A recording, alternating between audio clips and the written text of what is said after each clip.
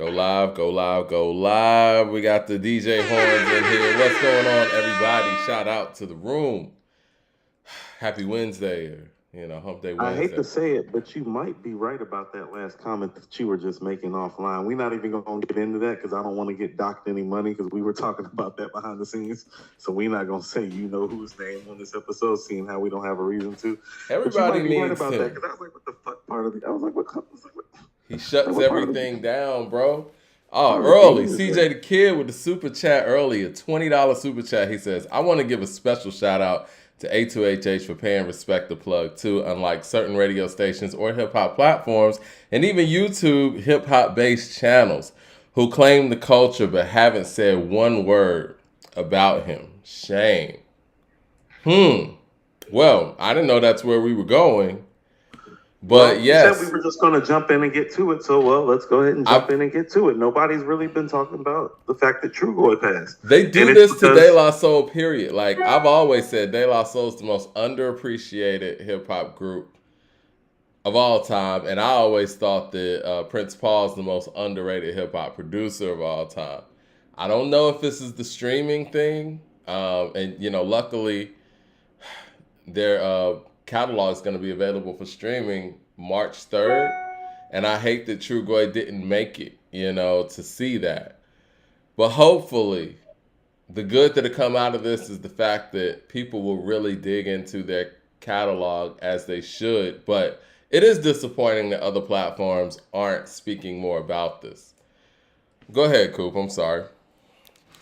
no, you're fine. Um, I think the fact that their catalog has not been available is quite frankly been a travesty. It has left literally a full generation of hip hop listeners devoid who don't even know, quite frankly, who De La Soul really is Right. or what they really mean to the hip hop community. For those of us who are privy to them, they've left us without one of rap's truly great and consistent catalogs. Yeah. Musically, lyrically, conceptually, I think most people within hip hop circles attribute the skit Yeah. to De La Soul. Yeah. Skits have become super big part of a lot of classic albums. And I think the remix, in the sense of where we know remixes to be, like What, change, buddy?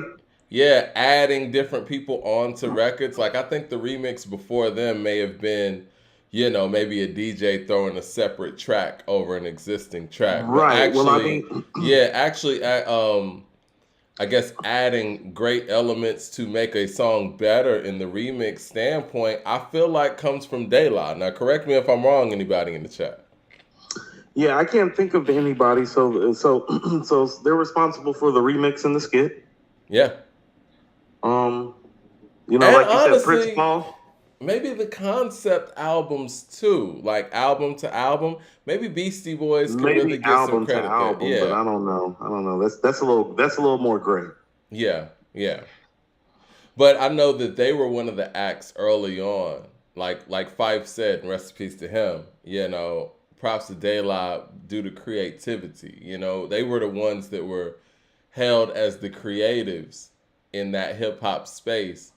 The way they were able to not only just change from album to album, but the elements that they were adding into their albums. I feel like, and I've said this on this show before, obviously the makeup of Tribe, is closely correlated to the makeup of Outkast.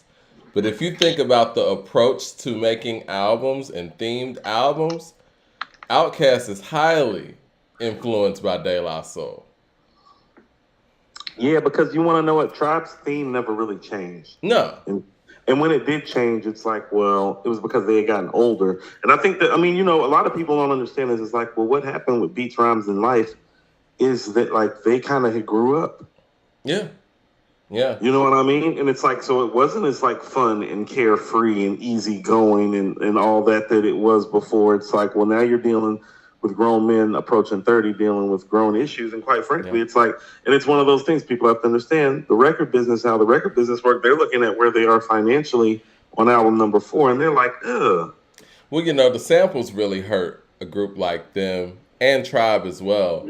But the sample clearances that, De La had to deal with were, I don't want to say PE level, but as far as like the way that the songs were composed from a sampling standpoint, it was very chaotic in a PE level, but they were dealing with genres that PE wasn't dealing with. Like a lot of the samples that PE were taking from were black music, whereas a lot of the collages of samples that De La was taking from was more white music, and and they were coming across a lot of different hurdles of getting things cleared and cleared properly. And obviously, you got the notorious Turtle sample that wasn't cleared that got them that put them in a big hole that they're still getting out of. So, But that's one of the streaming issues too. well, I mean, like you said, it's really, really sad. It's untimely. It truly is. This is a truly untimely passing. Yeah. Because this was about to be a reacquainted period. Yeah. And it would have actually been a nice injection into what is becoming a problematically slow year. This would have been a nice little, and think about it, it would be a nice injection during hip hop's 50th year. Think about it, with them being available on streaming platforms, that opens up more show and tour money for them. Like, this is really like an opportunity. So it's truly, truly sad. Like, on all levels. It is, and the other advantage that they have in that scenario you're speaking of is the fact that they are hip hop's group that never broke up.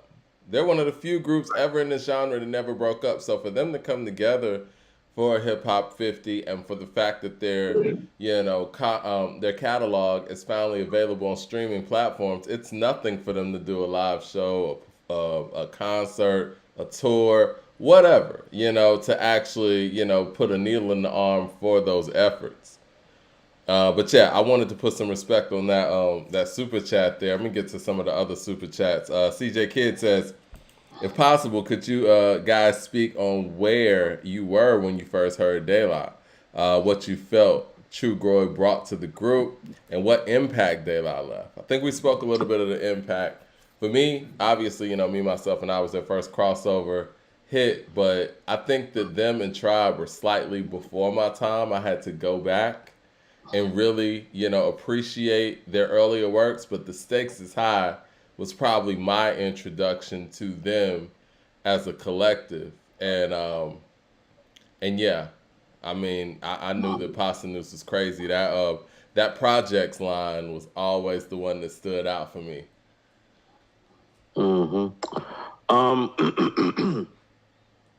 I'm fortunate that, I lived with my older cousins who were 4 and 8 years older than me, respectively. And so a lot of that early hip hop that I would become more acquainted with when I got older and closer to their age when they were listening to it. But I got acquainted with them via Me, Myself, and I, because my oldest cousin, Vici, my older cousin Vici, who's 8 years older than me, he used to watch Yo MTV Raps a lot. And so actually the Me, Myself, and I video is actually one of the earliest videos that I remember relating to, because Trugoy is at the school desk, remember? And so actually one of my earliest hip-hop visual memories is Trugoy sitting at the desk and Me, Myself, and I. I think, to speak to what Trugoy added to the collective, I think that it's that perfect balance. I think when you got duos, you have one that does one other thing extremely well and the other that does something else well. Like, I think that when Pasta News was coming with this rapid fire flow, you had somebody like Trugoy that could hit you with the way he would the way he rhythmically hit it. It was a great contrast. My favorite song from them personally is Ring Ring. I love that record. Ring Ring Ring. I can see that. Yeah. Stylistically, I get exactly what you're saying, because you got like this complex rapid fire rhyme scheme going on, which actually doesn't get enough credit for how intricate Pasanu's rhyme scheme is. Yeah. And then you have this guy that's more like rhythmically inclined. Like, I always thought Trugoy's flow was more bouncy. Does that make sense? Yeah. Yeah. But the Stakes is High album, like, I remember seeing that on Rap City a lot. The It's So Easy, records like that, and that video. And even then, not I'm being as familiar as I needed to be with their catalog at that point. Because what, when Stakes is High came out, I was like 14. And so even mhm. then, I could tell, like, yo, this group is super creative. You know what I'm saying? The record Stakes is High is one of my favorite Daylight records, Mike. The actual Yeah. song Stakes is High. It's one of I my love favorite Stakes Dilla is High. beats, period. Huh? It's one of my favorite Dilla beats, period. I mean, I think it's one of the, from that time period, like Dilla, he had a sound around that period. And I think that might be the best beat from that kind of like 95, 96 period for me. It's And dominating, that's saying man. a lot. Yeah, and it really, it's kind of the epitome of Rap City and Yo MTV Raps in that era, that beat. Right, right. I remember Q-Tip telling a story about how he got acquainted with Dilla, or at least Dilla's music. And I think the first person he said that he played it to was Trugoy. And he was like, yo, am I bugging? Or does this nigga sound, these beats crazy? And I think he said Trugoy said, it sound like a better version of you or something like that. Yeah, I've seen that too. He's like, yeah, it's like it sounds like you, but better. And Q-Tip was looking like, yeah. I don't know how to take that, yeah. I mean, it's the truth. I mean, but you're talking to Q-Tip too, so he probably then he listening to it and he probably like, but yeah, like. Yeah, next level Yeah. me. Andrew Green with the super chat says, dope Patreon guys. In my opinion, KD1 is Nas's best easy listening album. Just put it on and vibe, by the way. Are y'all still doing the Patreon on Magic versus written testimony based on the bar work? 9 songs each. We can do that, but I mean, what I got from the Patreon that we did the other day, what I got from the Patreon the other day, guys, and y'all not gonna like this. I wish Leroy Green was in the room when we were doing it. Somehow, this was the only Patreon that he missed from us, but No, remember his work schedule changed, so he said he was going to have to start missing them. okay, well, I need to go back and check and see if he made some comments in there. What I discovered from the Patreon that we played KD1 versus 444 for the people that missed out. It's 444 is truly submit. I mean, it just is, man. And it's not about, we're not liking his direction. You don't want the elevated J and blah, blah, blah. The production's lackluster. It's one of the few, if not only, Jay-Z albums where we can say there's no real standout record on there. He has a standout moment on Marcy Me, the first verse. I think the best produced song on there is Family Feud. Family Feud, yeah. And I think that Bam is cool. But the rest of it, okay. It's just So it's 444, the records. song We is talking about 3 cool. records. We talking about 3 records, and we talking about, how about this? Where do those records rank in his catalog? That's what I'm saying. They don't. And what I said on the Patreon, way down. what I said on the Patreon is the fact that we're talking about Jay-Z here, right? And you get 10 songs. And if you were to tell me that Jay-Z gets a 10-song album that's fully produced by one producer, I'm like, yeah, classic all the way. Because usually, if you look at most of Jay-Z's catalog and you break it down to 9 or 10 songs, these turn into classic efforts. And the fact that he had a 10-song album, totally produced by one producer, No ID, who they were locked in with, or he was locked in with, and it's like 3 dope joints. It's like, come on. I don't know, bro. Like, I might be tempted to put this at the very bottom of his catalog. And I know the Jay-Z fans will be mad at me for saying that. But see, you think Magna Carta's worse, but I don't agree. You might be right. Because at least Magna Carta has some moments. Right. Think about it. It has Fuck With Me, You Know I Got It is on there. It does. Yeah. Even though I don't like Picasso, I don't know, man. That's a tough one, man. I don't know which one. But you're right. Just off that record and in the Frank Ocean record. I actually like the record with Nas. I'm okay with it. The beat's a little too happy, but I'm cool with it. Yeah. What you know about going out here when he took the whole Mace line, Mace niggas in Madison Square Garden, 50 million sold, and we still catching charges. CJ Kidd with the super chat says, I'm from Jersey and I haven't heard Hot 97 or 105.1 say anything Just talking about Rihanna Super Bowl stuff. That's unfortunate, man. That is unfortunate. Andrew Green with the super chat says Queen's Finest and Live from the Bridge are classics, but y'all might be sleeping on Nas's song from the Professional 3 called War. His verse was crazy. I don't even remember that record. I remember that. Give me Live from the Bridge. Live from the Bridge still had more bounce, man. That's why I mean that Queen's Finest, that was like true like 95 mixtape Nas. It's like, no, that's cool. I wanted to ride to some shit. Can never get brown skin, Queens out from public housing comes to one known as the Godson Child. Rappers is bowing. CJ Kidd with a super chat says, when Fife, Sean P, Prodigy, DMX, and even MF Doom passed, they showed love. Even Mac, XXX, and Nipsey, but not Trugoy. Disgusting. Like, why, really? Why is De La so kind of unspoken in, I guess, in New York hip hop and New York airwaves, per se? Why do you think that is? Because I don't think it's just the streaming thing, because it happened before then. And I say this respectfully when I say this, and so I'm going to go back to me talking to Glove again. And it's like, well, he just really made me understand some things. You want to know what?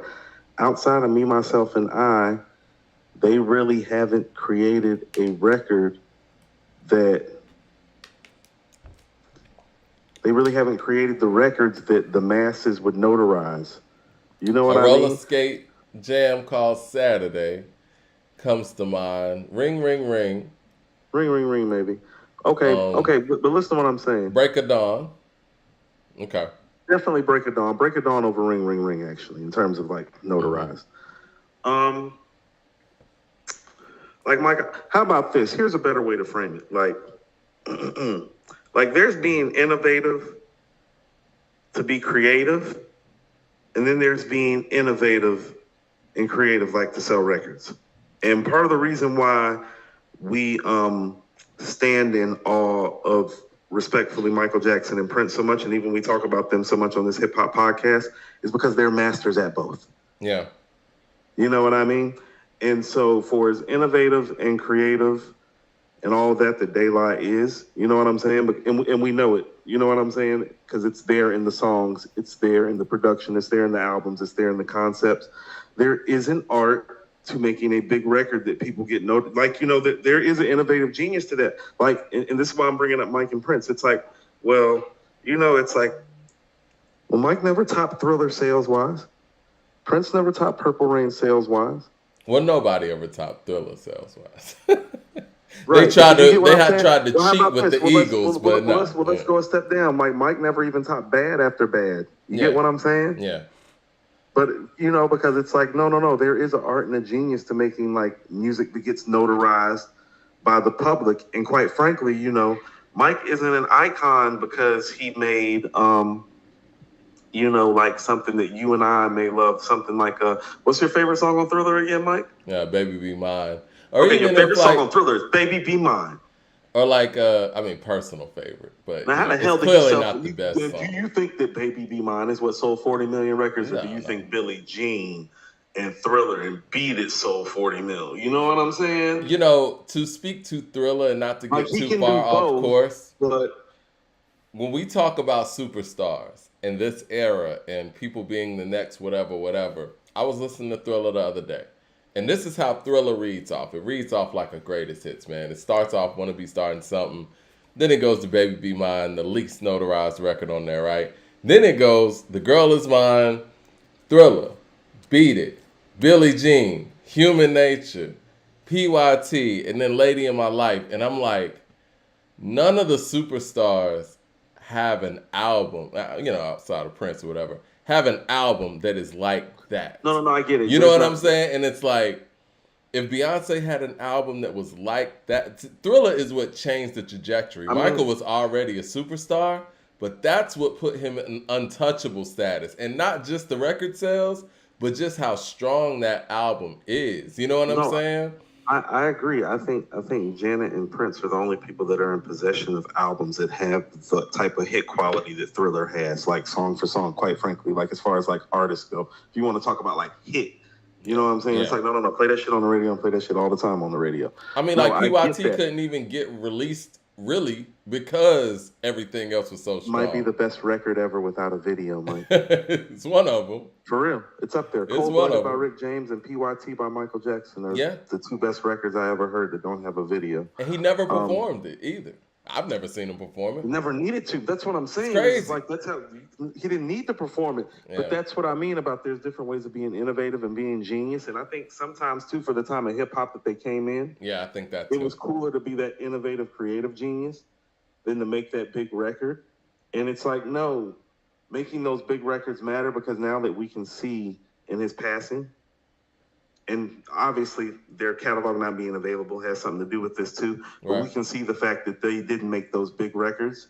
We can see how it's affecting how he's being eulogized or lack thereof. Yeah, no, definitely. And I think that to piggyback on that, I think that this they're having a Goody Mob Outcast issue too. Or obviously they came before, but that's what I correlated to was the fact that Tribe is Outcast in this relationship, and they're Goody, and it's like Right. as brilliant of work that Soul Food is, it's like you constantly get overshadowed by the person that you're constantly affiliated with because of their hit making ability. Like Tribe's Yeah. hit making ability was, through the roof. You know what I mean? But I think that album for album, it's hard to say that Tribe's album making was better than De La's. And that's crazy to say because Tribe is one of the best album making, artists ever, groups that we've ever seen.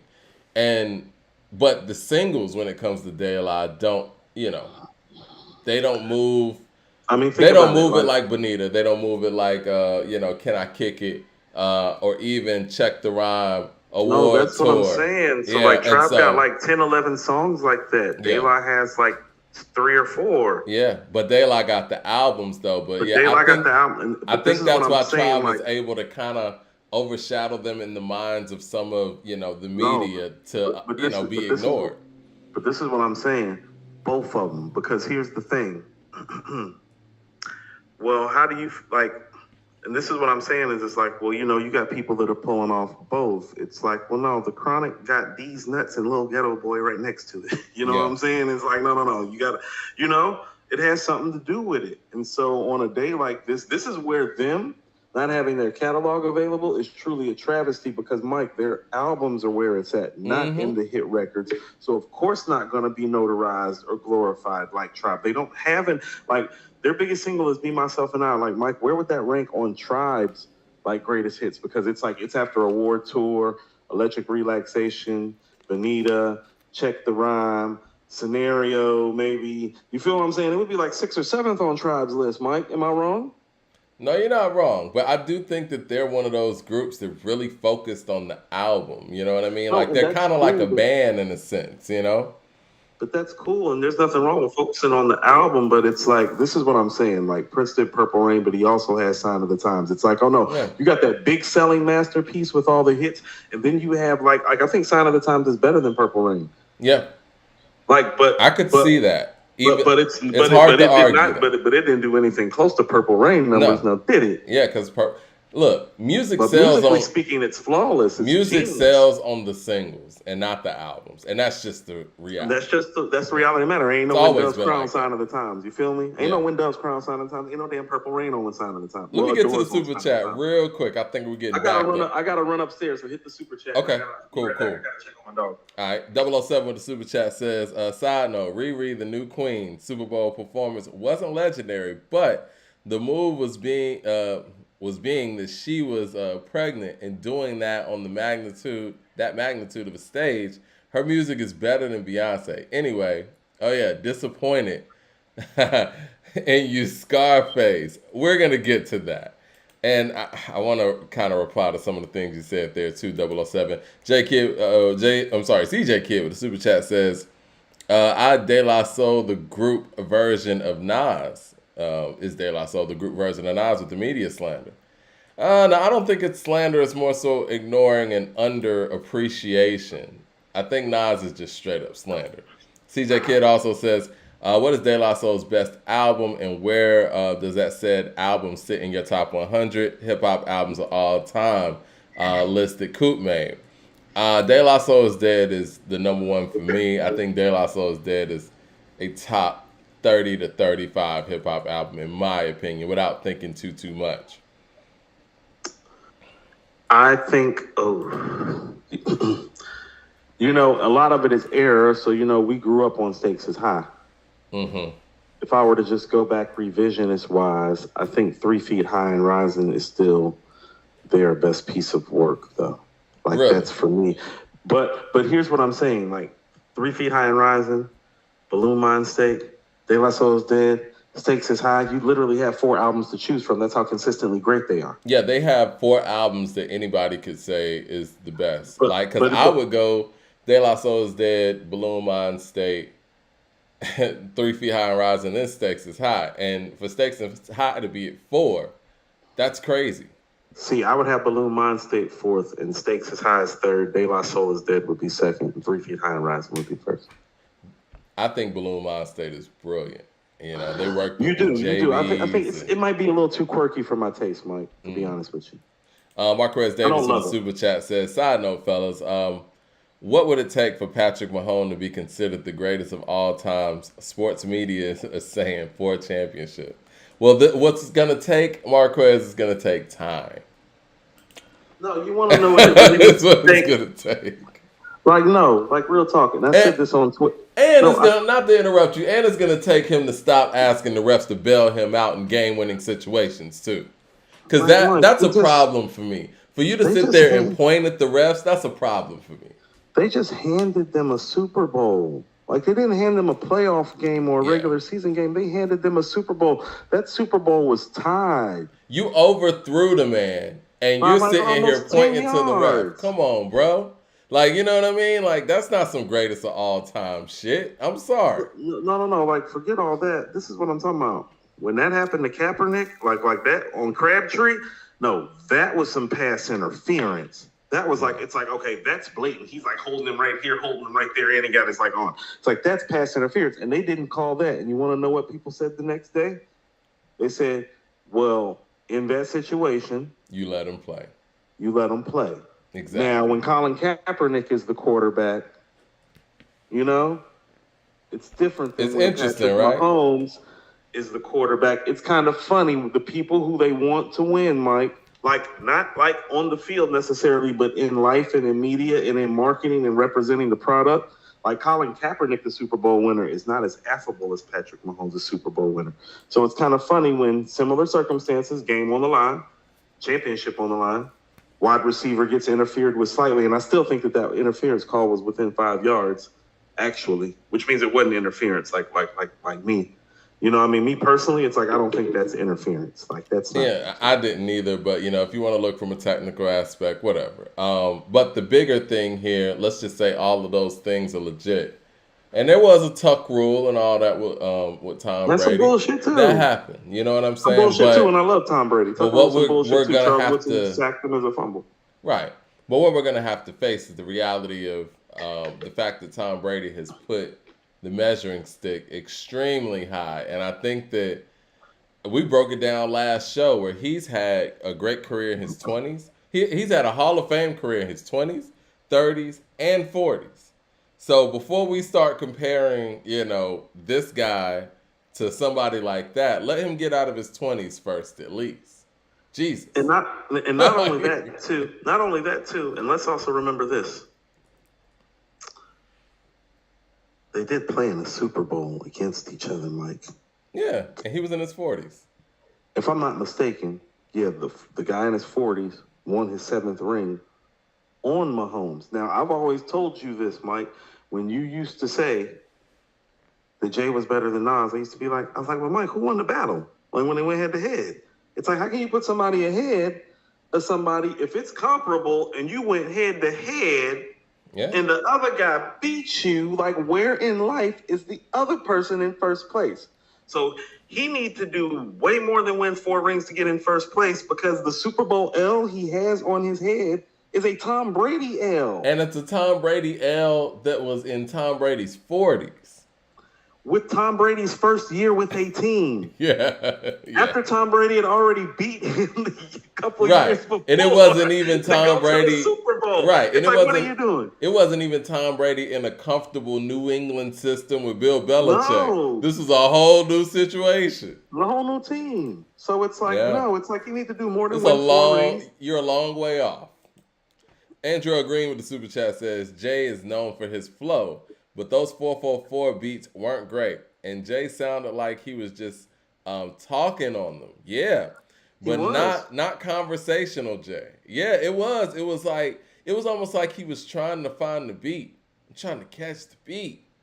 Just you run with the super chat says R.I.P. Dave. A very slept on album from De La Soul is Grind Day. Yeah, people love Grind. I love Grind Day. My favorite De La Soul joint is The Stakes is High. Great song. Deontay Smith with the super chat says, what producer today do you think is capable of giving Jay one more classic album? Can I say his name without us getting flagged? I say we're probably gonna lose some money if you say his name. I won't say his name. It's the guy We all know who the guy who has Adidas losing $1.3 billion. Lucifer. That's his Lucifer only option. That's his Come best on. option. It's his best Oh, option because if he see. goes Just Blaze, the shit's gonna sound like '03, and Jay don't want to do that. And if he goes Alchemist, I'm sorry, I don't think the records are big enough. You know what I'm saying? You want to know what I did? I sincerely thought this the other day. Well, if Pharrell can take on Pusha again, I was listening to Excuse Me Miss, and I was like, you want to know what? They should have did more of that. Should have did more Excuse Me Miss. That grown up like version of Jay, like I like that. You know what I'm saying? Because that's still conversational Jay. Everybody's like, he's no item. Please don't like him. He don't wife him. He one nights him. Now she don't like him. She never met him. Groupies try to take advantage of him. He won't let them. That's conversational Jay. Yo, that That's verse is conversational great. Jay. He don't need him, so she treats him like he treats him. Treats him. Better him than me. He's mad she at don't that. agree She's with not that. having that. It's so great. Those opposites attract like mag and gnats. She sees like, more than a that's Benz wagon, a conversational friends Jay. tagging along, a flashy nigga bragging on the song. Yeah. Yeah. She gets a glimpse of Sean, and she likes that. He two ways her. So she writes back. Smiley faces after all of her phrases. Yeah, that's a dope verse. Either one, or I'm caught in the matrix, but fuck it, let the fish burn. See, he's still being his lyrical self, too. Yeah. You feel me? It's a dope verse. No, it's a dope verse. It's a dope verse on a hit record, and Jay's good for that. You know what I mean? Like, he's one of the best at that. Him and Big. 36 Chambers with the super chat says, De La Soul didn't produce breakout superstars. They stayed a group, respected the craft, and without being flashy, and worked for the love of the music only. Definitely. Can't take that away. And stay in a collective and stay in a group, that's something you don't see in music anymore. Funk Creek with the super chat says, I know. Yeah, that's a dope record. He says, should have been a hit like Me, Myself, and I. Do you guys know if it was released as a single? I think it was technically one of the first singles, I believe. I'm going to have to go back and look. I would have to check. I don't want to speak on that. I'm not totally certain. Yeah, Inspector with the super chat says, R.I.P. Trugoy, a silent legend. Definitely. Those guys paved the way for so much creatives that's out here, like the Pharrells, which go on to, create the Tyler, the Creators. Kendall Outlaw with the super chat says, come on, Mike, Baby Be Mine was the worst song on Thriller. But it's a great song. I could see you saying it's the worst song, quote unquote. No, that's like, I told you, that's like Baby I'm a Star is the worst song on Purple Rain. And I love that record. That's a banger, though. Yeah. Right. Baby Be Mine, if it's released, let's just say it's on Off the Wall, and it's released in an isolated way, that's a classic. Like, when you hear Baby Be Mine come in, and the way he comes in on that, that's classic Michael and Rod Temperton. It's you listen to that and rock with you back to back. That's that Michael. Now, obviously, on Thriller, it's got an innocence to it. Exactly. Like when I listen to Rock With You, and I think of 21, 22-year-old Michael Jackson, I'm like, that's the perfect song for him. You know what I mean? It feels like it might have been the first record recorded. Probably, and it feels like you said, innocent Mike, but Thriller is evolved Mike, and somehow Baby Be Mine is on this evolved Michael album. It's kind of like Spaghetti Junction on Stankonia or something. Mm-hmm. Andrell Green with the $50 super chat. Appreciate the love, man. He said, "Can y'all discuss who has the better lower tier albums? Nostradamus, Streets Disciple, Lost Tapes 2, Nasir, The Firm, QB's Finest, Hip Hop is Dead versus Kingdom Come, Magna Carta, Blueprint 2, Volume 3, Everything is Love, and both albums with Perv Kelly." Yeah. Huh. Well, the I R. told you Kelly that's albums that's really the bring Jay down a lot in this discussion. I first. think that between Nostradamus and what does Nostradamus go against? What do you think Nostradamus should go against? It should go against the one that's closest to it in time frame, which would be either What Kingdom Blueprint Come? Two. The Blueprint Blueprint Two. 2? The Blueprint 2 is better than Nostradamus. I would put Streets Disciple and the Blueprint 2 against each other. Those are double Okay. disc. I got the Blueprint 2 over that too. I got Streets Disciple over Blueprint 2. I'm I not don't like the mad at second disc. that, I don't but like the second disc of Blueprint 2 at all. Like I think there's stuff on both of the Streets Disciples disc, even though I think it's both albums are inconsistent. Like I think there's stuff on there that I enjoy. Even some of the happy shit I enjoy, like Virgo with Dougie Fresh and Luda. Blueprint 2 has Some People Hate. It has Excuse Me Miss. I don't love It Some People has Hate like you do. that record's great. It has the You Don't Know remix. It's kind of cheating, but whatever. Meet the Parents. That doesn't It count. Meet the has I Parents is Show on You there. How to Do This, son. I don't love that either. What? I don't love it. It's just Whoa. good. No, that's a great record. It's It's good. got Hovey Baby on it. I like Hovey Baby. He's talking his shit on Yeah, there. he talking his shit on Yeah, Hovey give Baby. me I the like Hovey Baby. Blueprint too, man. And I like Sisters and Bitches too. Nah, see, that's what I mean. You're going too far. You know my See, name and the company my own. see, You like my I style. like Nazareth Savage. I like Streets Disciple.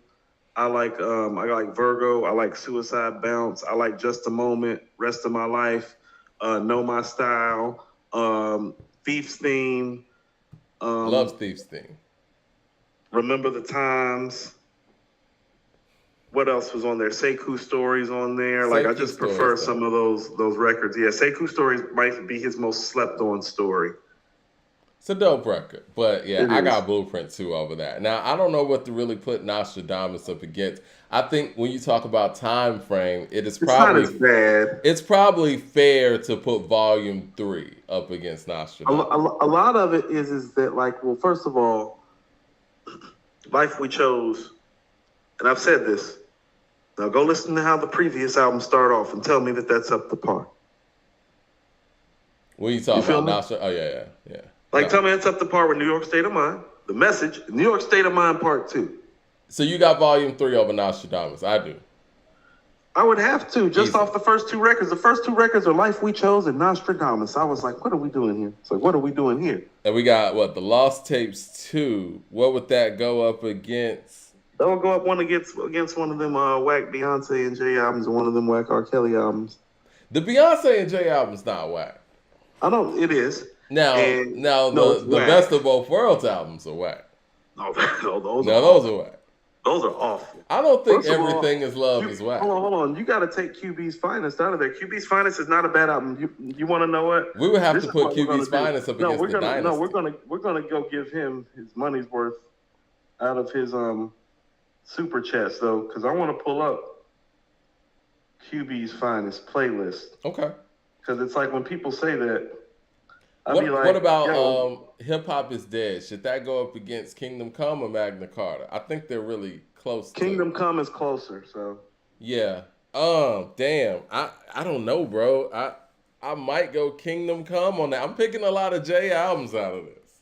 I don't know how you're doing that though, but hold on. You think what's better than Kingdom Come? You think? I think Kingdom Come's better than Hip Hop is Dead. Oh no, you're bugging. I don't know. Like Hip Hop is Dead has actually Black Republican on it. It has Yeah. Hustlers with Game with the Dr. Dre beat. That alone is better than everything on Kingdom Come. Well, Kingdom Come has the Kingdom Come song. That's not better than those records. And it's got I don't Can't know. Forget About You on there. Can't Forget About You is very nice. I will put Can't Forget About You and Lost Ones up against each other. I'd still take Can't Forget About You. What And I about would Show Me and I What You would- Got? Hold on. What does he have for Hustlers on Kingdom Come? Show Me What You Got. Like I said, I'm gonna say that again, and you're gonna give me a real answer. What does he have for Hustlers? The We should record with Games with Patreon Dr. that one. Dre? I want to Patreon that one real quick. Hold on. Let's go song for song then. Hold on. First of all, I want to read off the song list to the Bridge. To the Queensbridge album. The Bridge 2001. Okay. With everybody from the Bridge on there. Everybody. We Live This with Havoc, Big Noyd, and Roxanne Shante. Mm-hmm. Real Niggas with Nas and Ruck. Find Your Wealth, Nas. Straight Outta QB. Couldn't keep the Straight Outta QB. That's got Cormega and Jungle and Poet on it. Mm-hmm. Uchi Wally. Our Way with Capone and Noriega. Fire with Nature. Power Rap Freestyle with Prodigy. Street Glory, Nas and Pop. We Break Bread with Lord Black, Littles, Craig G. Money. Self-Conscious with Prodigy and Nas. I done told you about that, Mike. Die For, Infamous Mob. Kid in the PJs. You could have kept that. Teenage Thug. The end is like the last few songs, but no, Mike. Like up until like the first 14 songs, it's like, no, that's not a bad album. All right, let's go to Kingdom Come. Oh My God. You got Kingdom Come. Show Me What You Got. Lost Ones.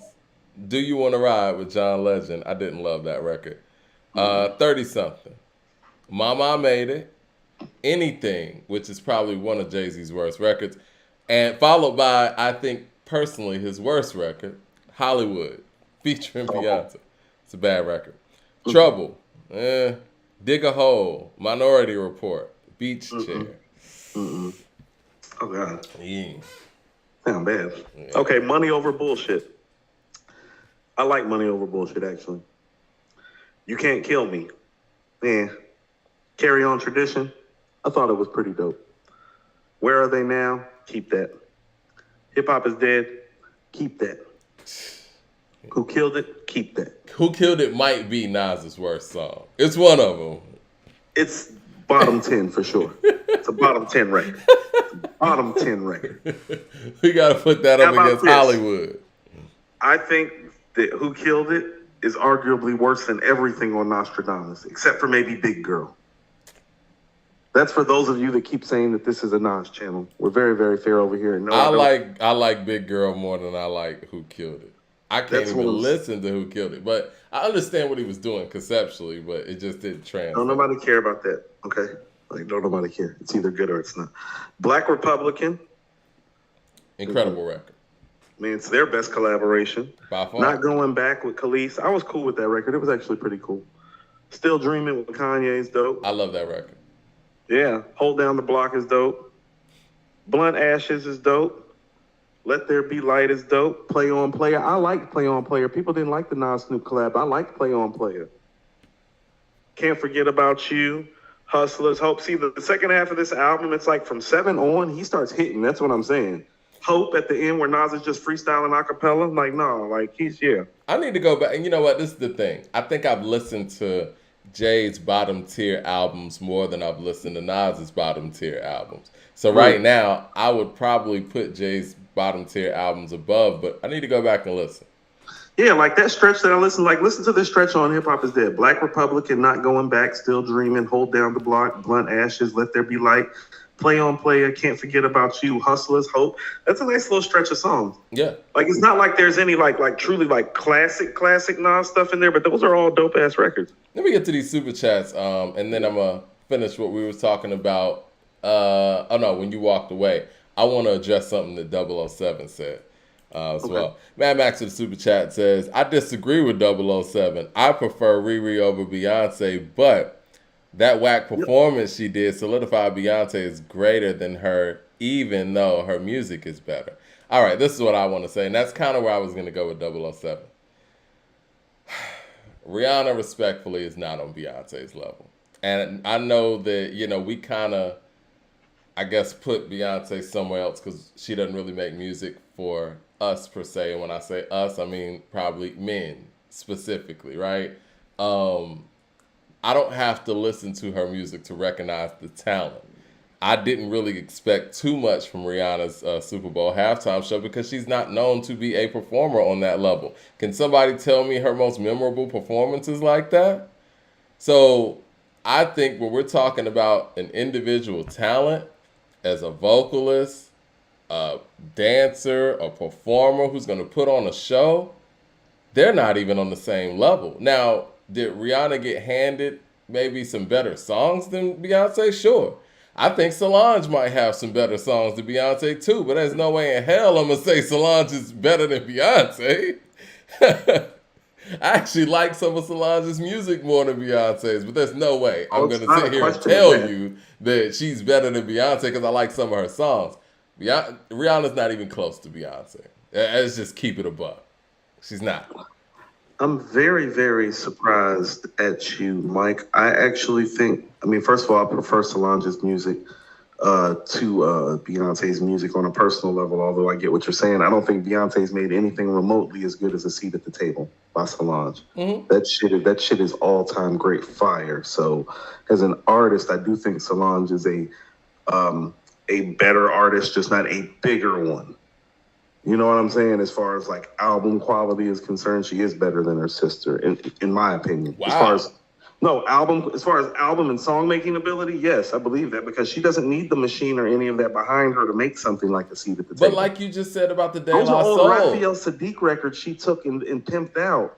Like, Well, I mean, Raphael Sadiq made Cut It too. So I mean, but look, just like what you just said with De La, there is an art into making big records too. no, and that's why I And said Solange can't that's why I make said Put a Ring on It. She can't. no, no, and that's why I said better artists in terms of like giving you songs on an album, but maybe not a bigger one, as in like she don't do both.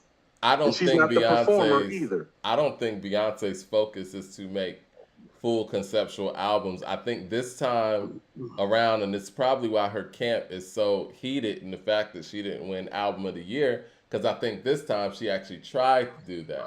But that's not Some where her people, strengths are. Her well, some strengths people are don't in want to making hear that from bangers. certain people, quite Exactly. frankly. Exactly. She could make the same album that Solange makes. And we don't want to hear that from her. Solange can make the same album that she makes, that Beyonce makes. They don't want to hear that from her. You know what I'm saying? But Well, I'm going to tell you what. Well, here's the thing. She makes kind of like she makes a lot of empowerment for women, like theme music for you to dance to. And what happens, Mike, is that well, she's in her 40s like we are because she's the same age as us. Beyonce is. mhm. And what happens with that is that well, your following, gets a little bit older and they stop putting in heels on and going out as much and shaking their ass as much to your songs and Yeah. they done got married and had kids and settled down to you know what I'm saying? Like that. And so and listen to what I'm saying. So when you don't make a piece of work stylistically that connects to people, like how about this? This is like she keeps making the Rain style album, but never has had Thriller or Purple Rain style results. But she ain't got no off the wall or sign of the times like creative like type of master. You get what I'm saying? I think Either even on top that of the that, artist though, connect to that like the artist audience like connects to like forever, like the way we connect to My Life by Mary J. Blige forever. Like no, Mary no, couldn't even definitely. sing. Like Mary's a better singer on Share My World, and people still were talking about My Life when Share My World came out. Well, you know what? And Share My World had more hits. This is the thing too. I think that obviously Michael's the mark for her, based on how she carries herself. But the thing with Mary, she connects with people, and Mary actually talks to people. Mary does interviews. You That know where matters. Mary's coming from. No, Mary's that real, matters on the and back that nine, matters. Mike. It does. Like when you're on the front nine and you're everything and Mm-hmm. you're the shit, Yeah, that's fine. But when you're on the back nine of it, when your audience and that your fan stuff base is matters. older, that shit matters. Yeah. Those albums. So that's what I'm saying about You like, can't well, be no, mystic forever. Like, I mean, I just right? saw Anita Baker perform last night, 65 years old. And one of the big Did things, you other than apologize? the fact that she sounded incredible, was how she was connecting to the audience. And you know what I mean? Like, that stuff matters on the back end. It does. Well, you have to make the records and the albums that connect too. So it's Yeah. like, look at it like this. Well, let's talk about Anita for a minute. I hope you apologize. Mike should have been like, Mike from According to Hip Hop. I don't know what we did, but we apologize. Yeah, Please yeah. stop blocking She us on did Twitter. apologize as well. And Babyface, he went out there and performed Not Gonna Cry. Since he wrote that, he did a whole set of his stuff and stuff that he wrote. It was incredible. Right, because he did break a lot of that shit. Yeah. But so this is what I mean about the double pull off, and that's what I mean when I was saying, well, she keeps making Purple Rain and Thriller, but not with Purple Rain or Thriller results. Well, it's like, well, now is it connecting? Yeah, you're Well, right. what connected? Because this is what I'm saying, like Like, think about this. Well, the women that were shaking their ass to stuff like Crazy in Love, well, they're 45, 50 now. Yeah, it turns into nostalgia. You know what I'm saying? And you can't. I mean, it lasts, but that's like you said. That's when you got to start connecting with your audience Right. because nostalgia is built up on the fact that your audience connects with you, and Like, with how that about this? disconnect, these songs kind of get compartmentalized as something I did in 2003. You know what I mean? So listen to what I'm saying though. So when you make something like a Be Happy, like no, that connects forever. Mm-hmm. Crazy in Love Timeless doesn't connect themes. forever. And so when you're Yeah. saying like Rihanna's not as big as Beyonce, it's like, oh well, Mike, how big is it really? Because it's Well, like it's not really. about big. No, no. I think numerically, I would be. I mean, that would be false. I mean, obviously, Rihanna's as big as So you Beyonce. think Beyonce is I'm just a saying better she's just artist? not better. You know what I mean? Like, yeah, Like, oh, so you mean like vocally, performance wise, all yeah. those things? I don't think she's ever been a better vocalist. So this is what I'm about to say. I don't think she's ever been better vocally. She's definitely not better on stage. But Mike, Rihanna connects to She people in connects. a way that Beyonce doesn't. And so when you're That's saying fair. that it's not comparable, I'm telling you, it's like, no. Rihanna's actually closer to having that innovative genius on both sides that Michael Jackson and Prince has than Beyonce has because she's got those big records and big songs, I think she and can't put it on stage though. she's got a connectivity to her audience. I She don't think does. she could put it on stage though. I would compare her more Maybe not on so. stage. I would compare her more so to a Madonna in that light. You know what I mean? Like you Maybe got the no, that might be records more fair. and you That might have be the more fair. image and all that, but you can't put it on stage like them. Okay, so maybe like that, but that's what I'm saying. Madonna connects though She does. because she's real and she's authentic, like, and she's not afraid to speak. You get what I'm No, saying? no, that's real. No, and that connects to people. They're like, oh, this white bitch is real. J.I. Designs with the super chat says, so Brady, MJ, and LeBron have never hounded refs ever. Come on, let's be real. The stands get a majority of the calls. Oh, the stars get a majority of the calls. Obviously, the stars get the calls. I'm saying at the last minute at the game when you're supposed to play with 2 minutes left, none of those people you name are asking the refs to bail them out Listen, of game-winning situations to get a championship. listen. All we're asking is that think about this. If they let that play go, there's like a minute and 40 seconds left. Yeah. They're going to kick a 25-yard field goal that's probably going to go in. The Eagles are going to have 90 seconds to get in field goal range. Don't you think that's exciting and how a Super Bowl should go? Because what are the chances really that they're going to go down and score a touchdown in those 90 seconds? Not likely. But the idea that we could have like had have our second Super Bowl overtime game, and they just kind of snatched it away about that play. It's not like you pushed the man to the ground, and Patrick Mahomes overthrew that ball. I was gonna say that's the bigger deal to me is the fact that you knew you overthrew this man, and you're like, oh no, let me get that back because you know what I mean? They Like, just milked the clock out and just like I mean, it just literally sucked the air out of like that was going down as like a top 10-ish type Super Bowl, and they because just like if he doesn't yell like that, does the do they even referee throw feel that flag? compelled to Because throw where the the flag flag comes out? from, it came from the guy that was looking at him from the opposite view. It didn't Exactly. come from behind Mahomes. It came from in front of him. So the person that is watching him point was the person that threw the flag. People do understand that, right? Right. Mad Max at the super chat says, "LOL, is Joe Montana and Brady Mahomes not even Elway or Peyton? He Right. He's not even Elway yet. Elway went to 5 Super Bowls and won 2. He's skipping over people, right? He's wherever Rodgers or Aikman or Cunningham are, or Warren. Yeah. Warren He's where Moon. he's where Aikman and Steve Young are. That's what I'm saying. Like right now, and I think that's a good place to be at such a young age. He's more in like Steve Young, Troy Aikman territory. That's more like I mean, respectfully, it's more like 12 to 25. You know? J.I. Designs with the super chat says the Eagles had 2 fumbles in the game. One got recalled by the refs, which was bogus, and their defense had no sacks. The Chiefs are the resilient team. The Chiefs are a resilient team. Give them their props. Yeah, it was a great game. I just say when it's down to 2 minutes I don't think that the refs should be in position to call a game on some tic tac stuff. I mean, How you about shouldn't this? want it like that. Here's what's wrong with it. The fact that we can pull up and have a conversation about it is the problem because we're talking about the refs and what they did instead of talking about the players who make the plays that make the game exciting, that make us watch. That was the problem of throwing the flag. And then it happened 2 weeks before with Mahomes running out of bounds while he was just running free. See, okay, no. See, now let's get to that. No, that was a little more egregious. It was because he And here's what I'm extended his saying. hand. Well, both of his feet were just clearly out of bounds. He was a full 2 steps out of bounds. It wasn't even like a half a step or a step. He was a full 2 steps out of bounds and he hit the man. That's a dumb play by the defense. That shit right there was football that just happened, and they didn't let them play football on the last play of the game. It's like, ugh.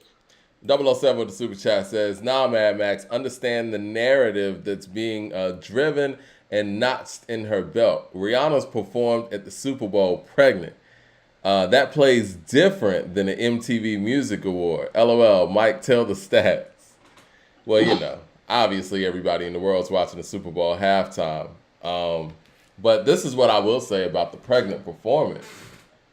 I do think that it compromised the quality of the performance, and I do think that on such a huge stage, if you're about the performance first, you might do what Beyonce did with Coachella the first time when she was pregnant and say, you know what, I'm pregnant. I want to give y'all a full show. I'm going to do it next year. You know what I'm saying? And so, yeah, she's not known to be a performer like that. So her coming up there just kind of, moving her hands like, she playing the Michael Jackson Wii game, it works for her.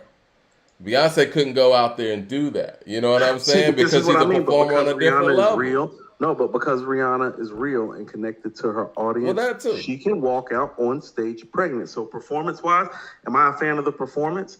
No. Now, here's what I tell you. Even if she wasn't pregnant, she's not Beyonce on stage. Mm-mm. But she connects to her audience. And so you know what the talk of it was? Like 90% of the people, like you have to understand, women, like this is for the fellas. Wasn't none of the women talking about no goddamn performance. They was all talking about Riri pregnant. I got on the phone with somebody that I was talking to that went to a Super Bowl party. She was like, "Did you see Riri, nigga?" She was like, "She pregnant." She's one of those artists, though, that I think people are fans of her as opposed to her as an artist. But again, that's about her connecting. Darius Campbell with the super chat says, it was a defensive hold, Coop. But what about Philly? Sorry defense in the second half. Couldn't get one stop. This is the thing, Coop, and I'm going to let you respond to that. But it's always whenever you talk about one play, people will start talking about the whole half. No, it all comes down to one or two plays. I mean, it does. Football, how about this? Football games are decided like when all things are equal, you have to look at it like this. The Eagles had the better team, but Patrick Mahomes is great enough that he's an equalizer. So all things are equal on that field. And what happened was that there are two plays that decided that game that didn't go in the Eagles' favor. The first was a fumble by Jalen Hurts because he couldn't get his footing. He changed his cleats after that, okay? Because the field was soggy and wet and players were slipping, and Hurts wasn't the only one that slipped. He was just the first one that really slipped. It cost them a touchdown. Mm-hmm. So that did have a part to play in it. The second part was that PI call. So you have to understand both of the plays, because the game usually comes down to a play or two. One play happened really early. One play happened really late. They both went in Kansas City's favor and not in the Eagles' favor, and that's why they won. But what I'm saying, one of those plays shouldn't have went in their favor. Right, because you should have let them play football. Yeah. Marquez Davis with the super chat says, what if Mahomes wins 4 titles and 6 MVPs? Would that be considered enough? Double the MVPs and 3 less titles. I'll tell you. Go ahead. I was just going to say, it's really football is tough to win a title, man. Like if we look at Brady's first 3 years, he had 3 his first 3 years and didn't get those other the fourth one until way down the line, and he was in the Super Bowl a bunch of times after that. So, to even say 4, it's like we kind of got to let this thing play out, man. I mean, first of all, people have to understand the people who had 4 before Brady did it, got it within a 10-year period. That's Bradshaw in Montana. Okay, so the league, the NFL catches up to you fast. It's hard to keep up. And here's some things you need to look at. First of all, I think this is a great accomplishment for Mahomes because Tyreek's not there. But you do have Kelsey. Having Kelsey's like having Gronk, like having Shannon Sharp. Like, it's like that. Okay, Kelsey is not getting younger. He's getting older. Yeah. And at the tight end position, when it happens strikingly fast, even faster than it happens for a wide receiver because you're banging up against offensive linemen, some even though he's more of a receiving tight end. So understand that his greatest weapon and asset on the field is about 8 years older than him. Okay. Right. So they're going to have to find somebody viable because Kelsey is really what won them that Super Bowl with some of like his consistent work and how he demands coverages and stuff. Yeah. So they're going to have to look at that. Mike, Andy Reid ain't getting no younger either. No. And Andy Reid, low key, Mike, Andy Reid is giving Belichick some low key run for his money because it's like he's really kind of been saying the last few years, well, give me a Tom Brady-esque type of player and competitor, and I can do what you did. Because he's kind of doing something comparable to it with this run he's been on with Kansas City. Because, Mike, Kansas City really been running the AFC since Andy Reid got there. And Tom Brady was the only one stopping that shit because now we're seeing that Tom Brady is gone. It wasn't Belichick stopping the shit. No, that's real. And so Andy Reid's having a legendary run with two franchises because he already had a legendary run with Philadelphia, which, by the way, went to a Super Bowl and lost to who? Tom Brady. Mm-hmm. Yeah. You know, so it looked like Tom Brady been getting in the way of Andy Reid's legacy a lot. He's been getting in the way of everybody. Leroy Green with the super chat. We got Leroy in the building. He says, the Jay-Z albums with hits, you guys hate. The albums with substance, you guys hate. Any direction Jay chooses, he can't win with y'all. Clearly, 444 is a concept. That can be true, Leroy. Regardless of if it's a concept album or not, will you admit that the beats in the production's not good, right? Will you admit that? Will you admit that the delivery of this concept wasn't the best? No, hold on. I see Leroy. No, Beyonce doesn't connect with people. People idolize and no, she doesn't talk enough to even connect. She don't connect with people. Where? When? People don't know anything about her. We know nothing. Yeah. No. She doesn't do interviews. Michael did more interviews than her, and he rarely did interviews. Rare. Yeah. J.I. Designs with the super chat says, and we not finna talk about a team getting calls. The Patriots were notorious for getting all the timely calls. That's true. They were also notorious for making all the timely plays. It's like those film and those footages of like Brady marching down the field like Super Bowl after Super Bowl, those are not imagined, and most of those are penalty free. Yeah, and it wasn't like flags. Yeah, I watched him do it against my Carolina Panthers and Julius Peppers in his prime. I watched him do it against my Falcons. There were no flags involved in that shit. No. None. And you know what? Like, I will give him the tuck rule against Oakland. That happened. That's the only time. The tuck rule is the only time. And I've always said, no. The tuck rule is some bullshit. And he wasn't screaming at the refs to get the tuck rule either. Well, he wasn't Tom Brady then either. He didn't become Tom Brady until after that. Yeah, when he had all his Tom Brady powers, he wasn't out there trying to get bailed out. Even that game against the Giants, the undefeated season or whatnot.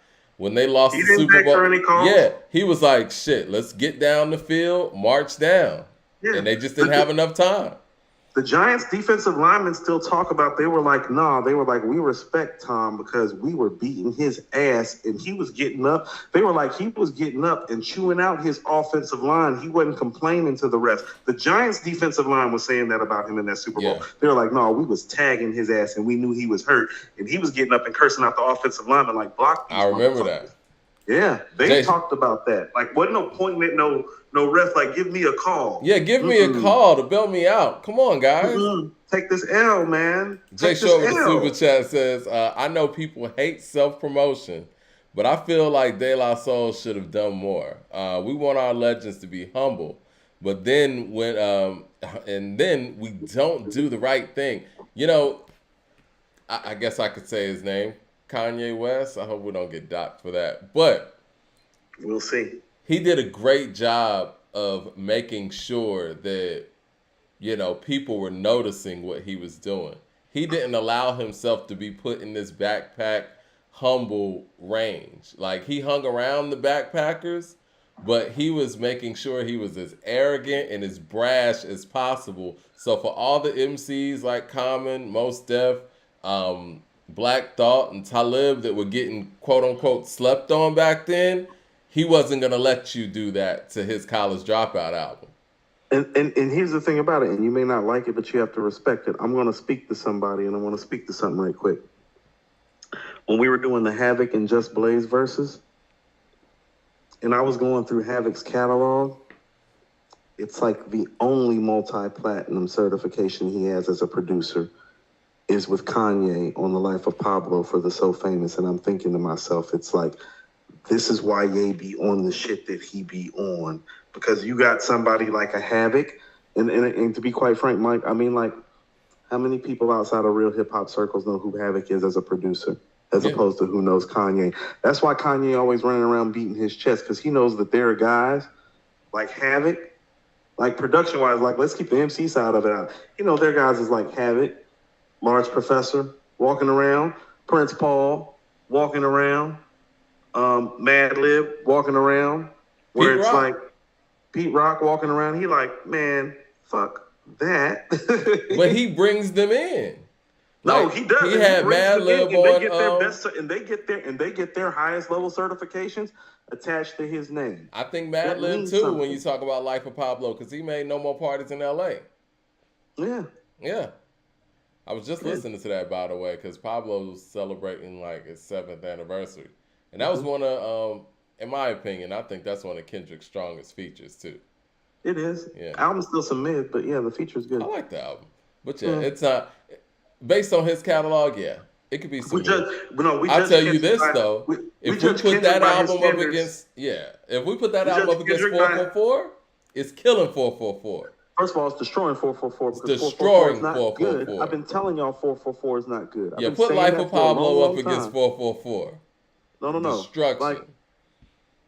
Life of Pablo isn't that good. 444 isn't good at all. There's a difference. Leroy Green. Not that good, not good at all. Leroy Green says Jay got Nas on Substance on 444 versus KD1. So substance over quality of music, and substance is. See, this is what I'm saying. Substance is subjective. It's you know what I mean, like when you're talking about substance, okay. So now we're just gonna deduce it to substance. No. We have to be careful when we talk about substance and hip hop in relationship to what we like. Let's do a little dive into some of our most heralded hip hop albums, and let's see how like positive and affirmative the subject matter is. Let's start at the top, Mike. Illmatic, Life's a Bitch. I believe New York State of Mind starts off with a shootout in a project building. You feel what I am saying? Let's go to Only Built for Cuban Links, which is literally centered around a black mafioso gangster thing. Mike, have you heard the Chronicle Doggy Style? Can I introduce you to an album that's called Ready to Die? It's called Ready to Die. There's a song called Ready to Die. It ends with a song called Suicidal Thoughts. No facts. Now, are these not some of the greatest albums we've ever heard? There's an album called The Infamous by one of my favorite rap groups, Mike.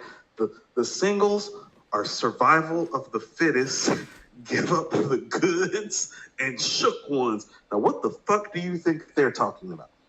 So hold on. A positive black theme. Because when someone says substance, though, what do they mean? Do they mean positivity, or do we mean loaded, reality rap? You know what I mean? Because you could say that Straight Outta Compton has substance. You know what I mean? It does. Like, this is what I mean about reality rap. It's like, well, part of the reason why I'm such a Raekwon fan is because he does great reality rap. Like, Knowledge God, Mike. Like, when he says shit like, sometimes a nigga bought nines and tests with mines, he's letting you know, it's like, no, I'm buying the product. No, I'm using the product sometimes too. I test the shit. You know what I'm saying? I do it. It's like, that's not the most positive image to be giving, that you're buying cocaine and trying the cocaine out. Now, is it? No. But is there substance and depth to that by saying that, though? Is there connectivity to that? It's like, yes, so when you're talking about substance, it's like, are you talking about like Aquemini and It Takes a Nation of Millions to Hold Us Back? Because it's like, them the only two albums up in that echelon that have that type of quote-unquote substance. like that Black Power and theme. That you get what I'm saying? It's like the rest of the stuff that we haral is like all time reasonable doubt, Mike. Yeah. And again, Well, it's we're a whole not. indictment record. I'll tell you this. I'll tell you this. If Jay is rhyming with Not the like the Rico on the album. if Jay is rhyming at the same tenacity and same production on as he is on Reasonable Doubt with the subject matter of 444, I'm not sitting here saying, yeah, man, this album's some mid because he rapping with substance. No, it just doesn't sound as good. You know what I mean? It's not just good. bottom line. Like, he's not rapping as good, and it doesn't sound as good. The production's not as good. You know what I mean? Like, let's put the blueprint up against 444. It has nothing to do, really, with what they're talking about, per se. Right. It's about the approach, the excellence of the production, and how great it sounds. You know what I mean? I'm not falling in love with the records because he's saying bad things. Actually, I think Heart of the City and Song Cry are some of his strongest songs. And Yes. they're not negative songs per se. How about Mike? The Untitled album is full of great themes. Yeah. It's just not a good No. album. Give me that gangster shit he talking on it was written. It's just better music. The music is better. Like the whole mafioso shit he talking on it was written. No. That is better than Untitled. You give a damn about no message when the music don't sound as good. Yeah, the music Alexa, has play the setup. the music has to be as great as the message. I mean, it is what it is. And listen, the reality of the situation, Coop, if your message is great, the music has to be that much greater. It actually does. You know what I mean? Like, it is what it is. That's why we give Public Enemy such gravitas and such credit. It's like you were able to make a whole album like that. Exactly. A whole career like that. And it competes with this other stuff. Yeah, exactly. You know, that can't be the time where you choose lackluster production and lackluster flows and no standout records. It got can't double be. down. Got double down. Because it feels like that's the caveat, though. Like, you know, I could go out there and pick lackluster production and not have bangers, but people could say, yo, I'm dropping knowledge on here, though. Ain't nobody trying to hear that shit. Yeah, 36 Chambers with the super chat says, I cheated on my wife and I'm a billionaire. Is Substance on 444 now? See what I'm saying? We can't be calling a mid product a concept album just because it wasn't good and just because of who it is. And shit. I added that last part, but that's what it is. What are we doing? J.I. Design with the super chat says, how good was Brady when he had a trash offensive line? Mahomes' offensive line was compromised, and Andy Reid just had a serious family issue right before the Super Bowl against the Bucs. First of all, Andy Reid always has serious family issues because Andy Reid's an NFL head coach. Therefore, he's never at home for his family. So there's that. And I hate to be harsh about it and just be straight crass about it like that. That's what the fuck it is. And so ain't nobody in any of those other locker rooms trying to hear that shit because they're not at home with their families either. Everybody got issues. Right. Next, how many Hall of Fame offensive linemen that play with Tom Brady? How many offensive linemen are in the Hall of Fame that play with Tom Brady? Mike, go ahead and look it up right quick. I don't know. Because people talk about him, like people talk about Tom Brady like he's just like played with these all-time great stellar offensive linemen who are all sitting in the Hall of Fame. And it's like, I'd like to know where they are. Let's see. How many Hall of Fame offensive linemen? Because think about it. He played 22 years? Most of the guys he played with, half the guys he played with aren't playing anymore. Yeah. How many of them are in the Hall of Fame?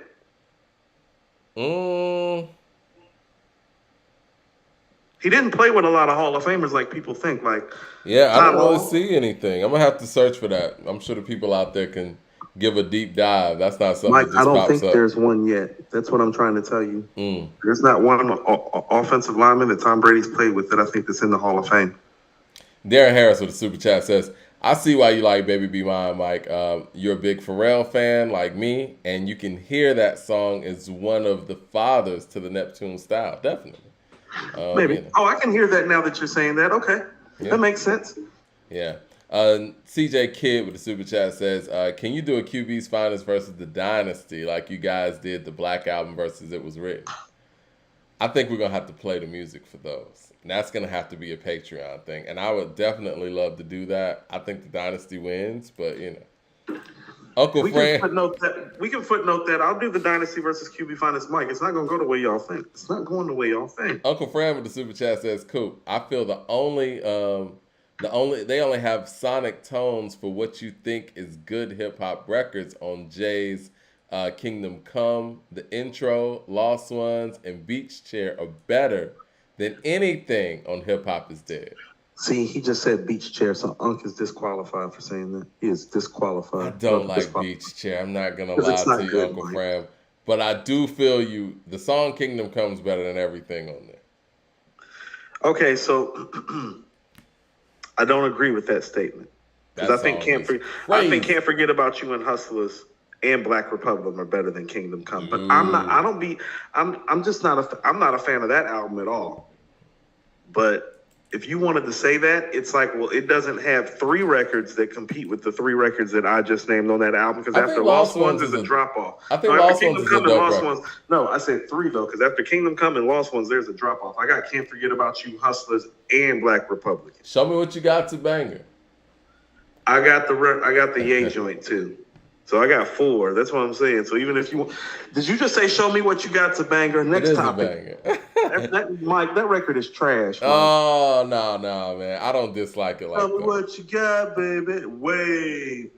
No, that shit is whack, Mike. That shit is whack. No, it's not whack. Nigga doing Budweiser commercials now. I'm like, yeah, it was some get your money, keep the record. That was some Hollywood hope. I'll say that. Get your money, keep the record. Deontay Smith for the super chat says, B is better. B is a better performer, but that's it. Rihanna has better quality hits and better overall albums. It's interesting y'all feel that way. Listen, I know Beyonce's music. I know the albums. I'm not going to lie, like I sit here and listen to both artists album for album like that. So I'll trust where you're coming from. But I do think in a versus, a 20-song matchup, I could see Rihanna possibly taking that. But when I look at the talent of the individual, it's not even close. But I hear what y'all are saying. Andrew Green says, I love QB's Finest album, but I listed it to be fair and objective. Dynasty is better, though. Also, I was going to let Untitled and 444. I was going to list Untitled and 444, but those albums are good, in my opinion. Just not great. No, neither one of those albums are good. We just listened to 444, man. I'm sorry, guys. 444 is not good, man. It's not. Neither is the Untitled album, Mike. Don't nobody want to. It's got the Queens Get the Money that Jay Electronica produced. Yeah. It's got Fried Chicken with Busta Rhymes. It's got the actual song Slave and the Master. I like Slave and the Master. All right. That's about it, Mike. After them 3 records, it's like the rest of it's like, oh, that's cool. Great concepts. It's like, okay, all right. Right. You want to talk about substance now. Now, that record has substance, but it doesn't translate. A lot of substance on Untitled. Project Roach. Yeah. A lot of substance. All types of substance. Inspector with the super chat says, we didn't want to hear 444 from Jay either. I mean, whether we wanted to hear it or not, it's the artist's job to make you want to hear it. If the music comes together right and the production, I think the production's a big issue. And again, I mean, I don't want to sound like I'm beating up on the producer on said album, but yeah, I've just never really been a fan of his production style like that. Not for a whole album. I always said the biggest problem with the album was the production first. I've always said that. It's like, no, it ain't Jay. It's like, let's talk about these whack beats first. It's like, don't nobody want to rap and listen. Like, don't nobody want to listen to this like grown-up rap elevator music. Don't nobody want to hear that, fam. Including Jay. You got to think about the way he creates, right? He doesn't write anything. So most of the stuff is based on feeling. So the producer is very important in his process because if they're bringing some heat, he's going to match that heat. And the lack of the production, it translated over to him. Lackluster production translates over to him. Let's think about this. What do you think is Jay-Z's best song or best rap performance on a song where the production wasn't there?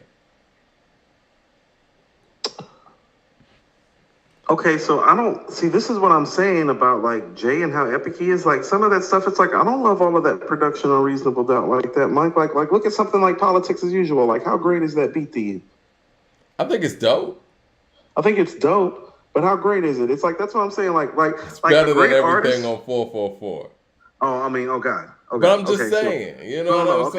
saying? Let's scale back. Let's stay off a reasonable doubt. Let's go. Let's let's go somewhere else. Let's look at something like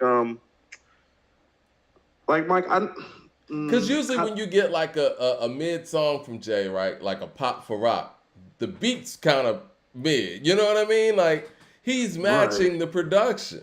S. Dot Carter. I was actually thinking Yeah, Volume 3. S. Dot Carter. yeah, songs like that, or even the Blue Streak song. Like when the beat is a mid, you're gonna get that out of him. But when you get something like a Jigga, where the beat's doper, he's gonna come through. No, you know what? You're actually speaking to something. Those were some of the similar sentiments that I had about the Black Thought and Danger Mouse pairing with cheat codes. It's like, Yeah, well, if you actually listen to when Danger Mouse gives Black Thought a super nasty beat, it's like, oh well, he gets super nasty on the yeah. beat when you do that. And I think When that's you where the don't, he problem is don't. in 444 because the soundtrack just wasn't laid. I think that, yeah, I mean, Jay Look, is man, Jay. He's great. look So here. if he The gets better beat's not production, good. he's going to be better. The beat's not good. The rhymes are not up to par for the artist that was delivering the rhymes, and the songs just wasn't that good. And that's just it at the end of the day. And it happens. I'm not even trying to harp on it or making it seem like it's like, oh, well, this only happens to Jay. It's like, no, this should Happens be to everybody. happening. It just gets notarized more because of who it is, because of his stature and his status in the game currently and all time. So it's like, no, when you make some whack shit, it's gonna be recognized and talked about more because we don't expect you to make whack shit. And then we got to be perfectly honest. He hasn't really made a solo album to the level that we know him to be in 14 years. But here's the thing about it. How about this? The Blueprint 3 isn't whack though, Mike. Mm, 444 is whack. yeah. And You so feel me? is That's and different. so is Magna Carta. I don't even think Magna Carta is whack. See, Magna Carta is okay to me. It's just okay. No, Magna Carta's kind of whack. It's pretty bad. It's pretty bad. But at least it has that On the Run song. That was getting some burn. Fuck with me, No, you know that I got matters. it. Was getting Like some that's what I'm saying. burn. No, no, no. Your stature and your stature and your stats and your status, like it all matters. Yeah. Like all those things matter. JI Designs with the super chat says, I've been saying Beyonce can't hold a candle to MJ, Prince, Marvin, Stevie, Aretha, Anita, and people get mad at me because they think I'm being sexist. Well, I mean, you can't be sexist. You mentioned Anita and Aretha and stuff. I mean, it is what it is. Like, I think that she's talented. I don't really know what classic artist to kind of correlate her with because all of these people that you named are like amazing vocally, and Who? not that she's Beyonce? yeah. All the people Diana that, Ross. and she's a better singer than Diana Ross, but I feel you. Star But power. But see, Diana has better songs, so Diana. But that's what I'm that's saying. the trade off. And even with having, and this is what I mean, even with the better songs, she's more connected to the audience than even Beyonce is. Her fucking super diva ass is more connected. It's a super diva too. She's super diva. Yeah, no, yeah. I don't know what else to say. Killer Like that's what I mean. Outlaw. This is like no, she on some Diana Ross shit like times 10. But it's like Diana would be the closest comp in the totality of it. When I look at it, when I look at the film, the video, the visual aid, the live performance, the whole je ne sais quoi that comes with the personality and the persona. It's like I'm Diana Ross, bitch.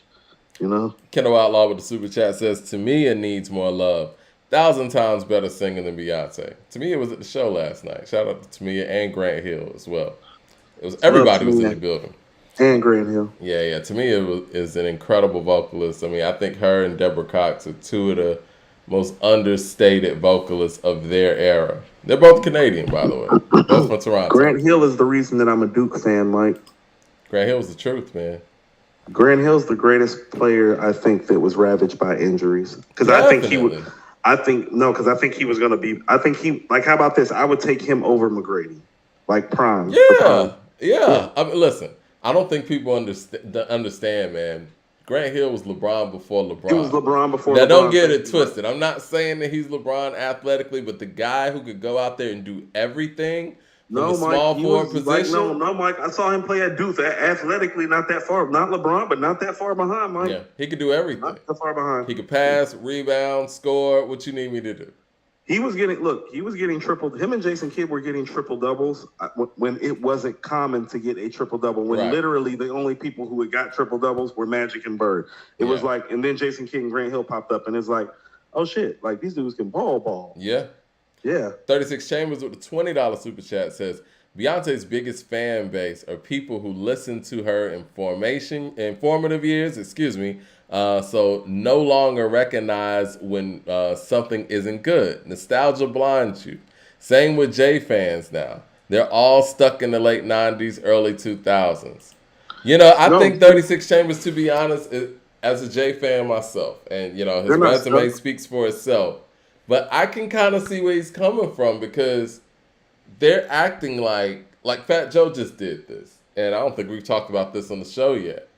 But we just stated that 444 and Holy Grail a submit, and then we have to go all the way back to Blueprint 3, which was 09, to really find a solo album that really fits in his catalog that could actually have songs that would be on the greatest hits. And people want to sit here and act like he made that yesterday or something. That's not the reality. Like the consistency that we're used to seeing from him, it's not real, It's not real, but that's the power of his fan base, keeping him current and kind of speaking that way about him. So this is one of the things that I've been trying to unpack and get people to understand is that like, well, how much of a fan are you really? Like for me, and I was telling you this behind the scenes. Well, I ain't the biggest and the best motherfucker about going to rap shows. I don't like rap shows like that, Mike. It ain't how I like spending my hard-earned dollars. I'd rather spend my money on Anita or Sade or Babyface or Jill Scott or Erykah Badu. Damn show Prince, Michael, and Janet. You feel what I'm saying? God rest the dead. And, Janet's still here with us. But it's like, oh, no. If Janet coming to town, I'm looking at that ticket. Rapper coming to town, I'm like, oh, okay, cool. And that includes Jay and Kanye, just because it's like, I don't think, and that's just how I think about stuff. You get what I'm saying? So I hear Kanye puts on the show. I haven't seen Kanye live. I remember my guy Mike Goins up in D.C., man. He hit me up like 3 a.m. one time. Like, Mike, I'm tripping. We all know each other. Mike Goins from back at Dave Buster's. And I talk to Mike every now and then, but he hit me up at like 3 a.m. after he went to, I think it was the Yeezus tour. He's like, bro, it's the best show I ever seen.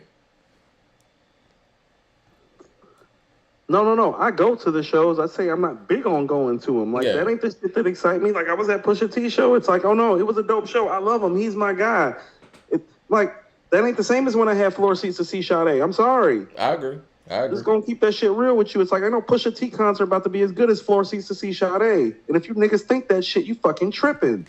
Hey, 2 Chainz was in the building last night, too, at the Anita concert. Everybody was taking it. Look here, man. 2 Chainz smoked weed at Kasim Reed's fucking mayor event that I used to fucking manage. I was like, they're like, Armani's just rolling up and smoking the weed. It's like, oh, well, just ask them to go outside.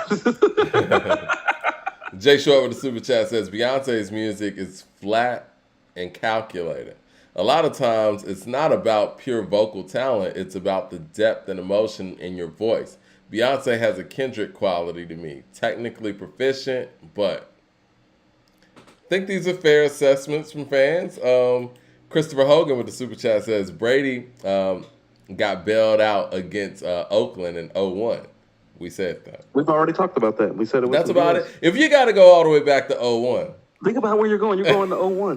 Like, how about this? Like, I'll tell you this is that, like, the closest thing he had to a bailout, Mike, the Kansas City AFC Championship in Kansas City, the defensive lineman jumped off sides. But, Mike, guess what? He actually literally jumped off sides. Like, it was an obvious penalty. Brady threw an interception on that play, but the defensive lineman jumped offside. Mike, do you want to know why he threw the interception? Because the defensive lineman was about to hit him because he had jumped offside. Exactly. What are we doing? What are we doing? Eric Terrell with the super chat says, Sade, Tony Braxton, SZA are greater than Beyonce, Mary, and Riri.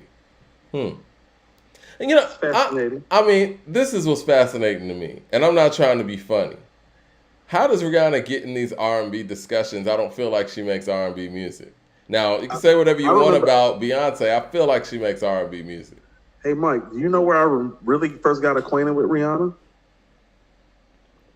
Opening the Midway in Dave and Buster's when I used to bartend for them when I first met you back in the day. SOS used to play SOS was on playing the a lot. screens, but it used to be on the screen every morning. I said, "Who's the pretty Caribbean girl?" Ponder That was Replay it. was the first record I got acquainted with her. Yeah, Yeah. SOS was my shit, and she was a Caribbean sensation. She Mm-hmm. wasn't pop, she wasn't R&B, she wasn't anything. She was a Caribbean sensation that hadn't made it to the States yet. I'm like, what the fuck is this SOS shit? I'm like, she's popping. The only This is like real the secret R&B teenager. record that I feel like she made is the record with Neo. Hate That I Love You. Like, Umbrellas, umbrellas, is it? That's more uh, poppy. You know what I mean? I feel the same way somewhere in the about middle. even the Somewhere in the record middle. with Justin Timberlake, Rehab.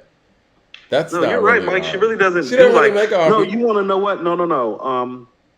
Which album is the album that has diamonds? The one that had it's talking about Shine Bright Like a Diamond. Yeah. Yeah, and pour it up, pour it up. Like, no, no, no. That's her R&B shit. That's her R&B Is album. that There's R&B R&B on there. shit? That's No, more no, like no, some no. She's club R&B on shit. there. It's no, no, no. See, that's what I'm saying. We were. How about this? I hate to say it. It's like because we were like in our late 20s, early 30s when that was coming out. We didn't realize that that's what the new R&B sounded like. Well, I mean, Like, I was in the club heavy at that point, and it was like, yeah, I was hearing her stuff in the clubs heavy, so I never really considered it R&B. Kind of like when Chris made "Loyal" and shit well, like Mike, that was popping. But I guess that's what no. R&B sounded like. Yeah. I used to frequent quite a few spots around that time. Like it was very, very hard not to hear Rihanna in this city. Oh You yeah, know shit what was I'm hitting. saying?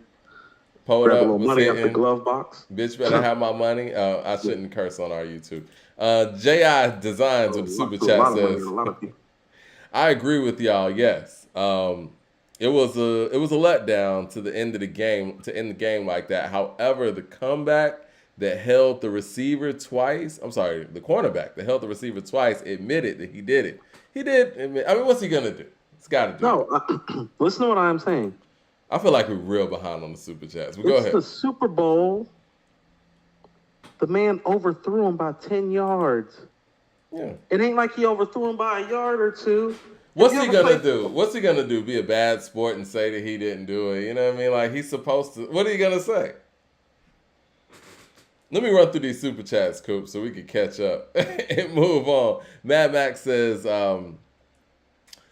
they stats misleading. 113 million. We're already watching 5 million turn in for Riri. Like, don't exaggerate. I think he's talking about the halftime. Yeah, I mean, more people are going to watch the halftime than the game anyway. It just is what it is. CJ Kidd with a super chat says, thoughts on Scarface versus Willie D convo about the Grammys. I was actually going to bring that up because that was piggybacking off of the second thing that 007 said. Did you hear about that? I heard what Willie D said. Why, the Scarface comment? Well, you know, they got a podcast together, so they talked about it straight up. And so the way the conversation went was Scarface, well, Willie D said, you know, he felt slighted, more than slighted. And so Willie D was like, Scarface just told him, like, he was like, what you doing this weekend? He's like, man, I'm going to go do some Grammy stuff or whatever. He told him, safe trip. And Willie D's like, you didn't really tell me, you know what I'm saying, exactly what was going to be going on. And Willie D's thing is the fact that Scarface was performing, a Ghetto Boy song, and he was like, "Now we all know Scarface has his own, because Scarface was like, you know, I don't need the Ghetto Boy's name, like Scarface's name, kind of synonymous with its own, obviously, right?" And Willie D's Right, like, he don't "Yeah, gotta of say. He course." don't gotta shout out Ghetto Boys. He's famous. Exactly. And Willie D's like, of course. His thing was you were doing a Ghetto Boy song.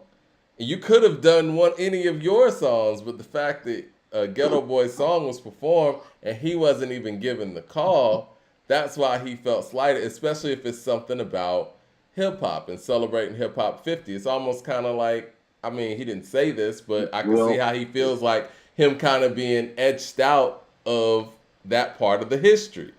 And now, Scarface was like, well, this is what I thought was kind of weird. Scarface brought up the fact that, well, I remember the fact that, you know, when we were making the song, you ain't even really like the song like that type thing. It's like well, hold on. Now hold on. I'm going to tell you something. First of all, I'm happy to hear that they have a podcast together. Now you know they're from rival hoods. Yeah. And part of the issue was them being from rival hoods, and part of why Willie D left and insert Big Mike. Okay. Mm-hmm. So they've had issues before. But here's what I think Scarface maybe should have said that I think might be a more a proactive way of handling it. Well, that might be a Ghetto Boy song, but you wrote one verse and I wrote the other three. Well, he And kind then I of wrote said the that. two verses. He kind of said that. Well, He kind of I mean, said that. Well, I mean, well, it's just the truth. It's a 4-verse song. He wrote Bushwick's part, and he's got 2 verses on there for a reason. Mike, these standout verses on there Yeah. are Scarface's verses in the Bushwick verse. As dope as Willie D's verse is, I make big money. I drive big cars. Everybody know me. It's like I'm a movie. Like, for as dope as it is, Mike, and it's pretty big, Mike. It's fourth in terms of the epic nature of the verses on the song. I mean, that just goes to show you the strength of the record. Now, I hear what you're saying. We did a show where we had it as one of the 5 best rap songs ever, and there is a reason why. And I think that the third verse is one of the greatest rap verses ever. And it is. It's a top 20 rap verse ever, in my opinion. So it's like, so listen to this. Well, the Grammy ain't giving you but X amount of time. Was Willie D really about to get some airtime on Mind Playing Tricks on Me? But could he at least have gotten a call? Could he at least have gotten a call, though? You know, maybe this is where it gets funny, because it's like, man, Face is so big that it's kind of like, well, I don't really got to call Willie about that. I think that and this was Willie's point, and I could see his point. He said, yeah, but it's a Ghetto Boys song, and as illustrious of a career that Scarface has, he's performing a Ghetto Boy song because a Ghetto Boy song is that important. Now, I see what you're saying. He's the author of 75% of that song, but that's still a Ghetto Boy song, and Willie D is still in the group. Here's what I would tell you to be consistent and to give some props to Willie D that he would have a leg to stand on. And because we were just having this conversation about De La Soul and those big records. Well, Scarface's biggest solo record is Smile with Tupac. And that's really probably not the tone that wants to be set. His biggest records after that are records like Never Seen a Man Die. You know what I mean? So it's like, that's probably like Face's biggest stuff is probably not Grammy fitting outside of Smile, and not his notarized, because here's what I'll tell you, as much as I love Face, he never made a record bigger than Mine Playing Tricks. And not many people have. But again, not many people have, which is why that song got performed. This is what I mean. But that leans more towards Willie D's point. No, that's why I just said that's where I'm going to give Willie D some props, because here's the reality of the matter. Even for as glorious as Face is, even for as impeccable as the catalog is, Mike, very few people have made my Mind Playing Tricks on me, like in the history of motherfucking rap. Yeah, yeah. And then Face kind of flipped it on him, like, well, you perform that song when I'm not around. Like, Mike, off the top of my head, the only records that I know are better are Fight the Power and Children's Story, and They Reminisce Over You. Yeah, like that's exactly where I was gonna go. Everything else is debatable. Everything else is up for question. even that in Trouble T. Roy is debatable, and you know how I feel about that. No, it is. Yeah. Like, how about this? I think Mind Playing Tricks on Me is better than Nothing But a G Thing. Definitely. It's a top 5 hip hop song of all time. It might be better than Cream. Is it better than Cream? Yeah, it is to me. Right. You know, and again, I think One More Chance remix. Yeah, I think that speaks to. I think so, but that's. I mean, that could go either way. That's the type of song it is. That's what I'm saying. Listen to the songs we name, and it's like, no, it's like that with the record. And I could see why Willie D feels slighted for being left out of that moment, especially when it was about hip hop. Like, it would be different if it was a tribute to Scarface or whatever. Listen to what I'm saying, Mike. Go ahead. You're not. I mean, I know you're hearing me, but I don't think you're hearing me. It's like Scarface is trying to tell Willie D in a nice way, like, fam, they don't even really know who you are. You wasn't gonna get that call. But that shouldn't be. But see, I think that Willie D probably feels like if you got that call, you should have relayed that to me as a group member, and not to mention that Bushwick's no longer here. But Bushwick's no longer here. You know what I'm saying? So they all they got. It's just them two. And then when he asks you what you doing this week, you like, oh, so y'all might go do some Grammy things. Like, you could have told me then. Like, this is how I would hope that it would go, right? This is kind of how I would do it, right? They call me to do the group song. You and I already have a podcast together, right? Right. We have a song together that's a classic. You asked me what I'm doing this weekend. I'm like, man, they want me to do Mind Playing Tricks on Me, man. You trying to roll?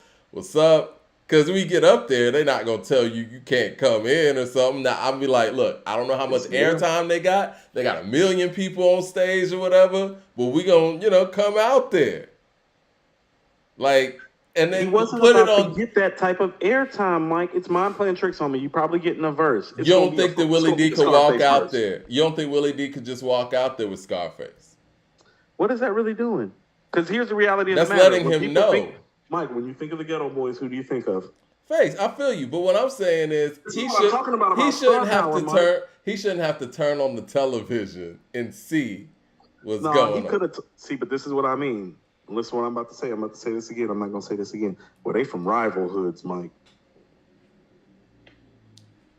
Well, sometimes it just be like that. Like sometimes the way that you are, Mike, and the way that you move and how you've been dealing with somebody for so long, it still shows itself in the most inopportune moments. So I'm not saying Face is right. I'm just saying this is like, well, this group broke up originally because they was from rival hoods, right? And they're doing a podcast together. So it's not like, they have... Right, but that's what I mean. Like, but the habitual nature of how you've done things for so long and how the business goes, Mike. It's like, well, why should I tell this nigga? They're not even going to let this nigga get on stage with me. I think, and this is just my thought, right? I think that the fact that Willie D has been out here on YouTube and is very political and has said a lot of things that could be brash to the mainstream, I think it's not out of the realm of possibility to think that some of those people on that Grammy stage, Questlove's bosses, said, look, Scarface can come, but the other one can't. I don't know that to be true. Willie D has said some very problematic things. That's what I'm saying. But I think that he probably feels that could be a possibility, and Face did it anyway. Now, if that's the case, I'm sorry. Got egos, Mike. Huh? Rappers got egos. This is Face. Like, okay, so let's just call it what it is. Rappers got egos, Mike. This Face. Like Face ain't been attached really to the Ghetto Boys for the last 25 years outside of my Mind Playing Tricks. I understand you, but he's attached with that song. Keep it funky. Got rapper. This ain't Busta Rhymes. These rappers are just like you and me. They ain't no different. They got now look at how you behave sometimes, and then put that shit on like 55 because he's a rapper who everybody knows he got an ego. He's Face, Mike. Like he's not just some guy. He's like the guy for like our region specifically. Ain't nobody when we've been talking about Face on this show, Mike, how many times did we talk about the Ghetto Boys? Again. Now, if we talking that way, now how the fuck you think Face feel when the Grammys call Scarface about a Ghetto Boys song that they know that he pretty much mostly wrote outside of one verse from a guy who says some very problematic things? It's like, Mike, I have a business degree. Do people really understand how business really works? Now it's like, is it in best interest to kind of probably share that with Willie D in a more informative fashion? Like, yes. But like I said, you got rappers with egos. Stop thinking that your favorite rapper don't have an ego. Rock stars got egos. Rappers got egos. So your favorite rapper got an ego. That doesn't make it right, though. You know what I'm saying? No, but just understand what it is. Like, I just talked about how Diana Ross a diva. You just talked about, I call her super diva, because that's what she is. She know. You tell her to be like, are you a super diva? She'd be like, yeah, motherfucker. She's from Detroit. She'll still tell you, like, call you out your name and stuff. Now, we talked about Beyonce and the lack of access, right? Now, we done had Mariah Carey and Whitney Houston conversations, and we call them what? Diva. Yeah. I done took care of Whitney before, Mike. We got to clarify that. God bless her, God rest her soul. Like she the whole case. You know what I'm saying? Big shit talker. Okay. Yeah. Now stop thinking that these rappers don't behave that way. It ain't just the women that sing. It ain't just the rock stars. It's your favorite rapper too. Let me You get back know, to these super chats. 'Cause I know we were hold on. I want behind. to say I do something. You want want to to know what? finish with this You know subject what? though. One of my favorite things that 50 ever said that I thought was some of the realest shit. He's like, hell yeah, I fuck fans. Guess no, Lloyd Banks when he says hell yeah, I fuck fans. Guess what? Your favorite rapper does too, and he's in the video pointing at 50. Yeah. It's like, yeah, keep that shit real. Jay Short with the super chat says Jay and Rock Nation were garbage for forcing a pregnant retired Rihanna to do that lazy Kanye ripoff performance, especially after Rihanna said she never wanted to do the Super Bowl. She kind of clarified that I guess what changed her decision. I forgot exactly what she said, but we all know what it was. Jay Short would also say with the super chat, if Beyonce connects with her fans, could she do a Super Bowl halftime without performing a song that featured Jay? Because Rihanna could. Just saying. I mean, she's already done those things. She definitely can. I mean, she's such an electric performer, man. She could go out there. I've always said this. I think that Beyonce enhances her songs. If certain people made the same song she did, they couldn't enhance it with the performance to make it, what it can be. You know what I mean? Like if somebody else makes Put a Ring on It, they don't have the dynamic performance to bring that song to life to the level that Beyonce does it. Bruno Mars does that too. Like Bruno Mars will make records and then he could put it on stage and make the song bigger. You know what I mean? She can do those things. No, see, this is what I mean. So imagine if Aaliyah had that quality with her types of songs. You feel what I'm saying? Imagine if Aaliyah could like put on the type of Beyonce type of performance. You feel me? She with could. Her record. Right. It's like, God does things for a reason though. You know what I'm saying? It's just like, she is the performer that she is. But it's like, that's why I keep saying, it's like when everybody goes to her, it's like we keep talking about the performance. Esquire with the super chat says, what's the A2HH take on the Faye/Willie D ordeal? I know we're behind on the super chats. We're gonna finish up that part of the talk because go ahead and knock out the super chat so we can finish. Mad Max with the super chat says, Coop, relax. Life of Pablo's top 3 Ye album. Only My Beautiful Dark Twisted Fantasy and Late Registration messing with it. It's better than a skip every song College Dropout. Wow, it's amazing how a certain generation views College Dropout. Leroy Green with the super chat says, "You talk like Hit Boy smashed Kanye on the KDs, but out of 4 albums, ain't no big records. Excuse me. But you expect everything Jay does to be bigger than the Blueprint. No, it's just not as good, man. Like, first of all, okay, so let's just go to it. Where's the ultra black or spicy at on 444? There we go. Thank you. There he is. Shut it down right there. Stop that. We going ultra black. Go ahead, stop that. I'd like you to stop that now. Marquez Davis says Brady was named the first all-decade quarterback over Peyton/Aaron for the 2010s. Yet he only has 3 MVPs and 3 All-Pros. It just seems off. Think he's the greatest. Well, he only has 3 MVPs. First of all, 3, right? Is it only 3? First of all, yes, it is. Because I'd like to name the people who have 3 MVPs right quick. It's an extremely short list, Mike. Would you like to hear the list? Yeah. The people who have 3 MVPs: Peyton Manning, Aaron Rodgers, Tom Brady. End of the list. That's the list. That's the list. The people who have won MVP 3 or more times: Brett Favre and Tom Brady have 3. Peyton Manning has 5. Aaron Rodgers has 4. Now, Mike, do you know how many times Tom Brady's finished second in the MVP voting? About 6 times. 6. Okay. He's finished second 6 times. Do you think Jalen Hurts should have won? Twice to Rodgers, 3 times to Manning. Do you think Jalen Hurts should have won MVP over Patrick Mahomes this year? No, because that would have been like giving Carson Wentz that MVP over Tom Brady when he got hurt in Game 12. Was he winning MVP up to that point? Yes, but you can't miss 3 or 4 games in a 16, 17-game season. You just can't. That's fair.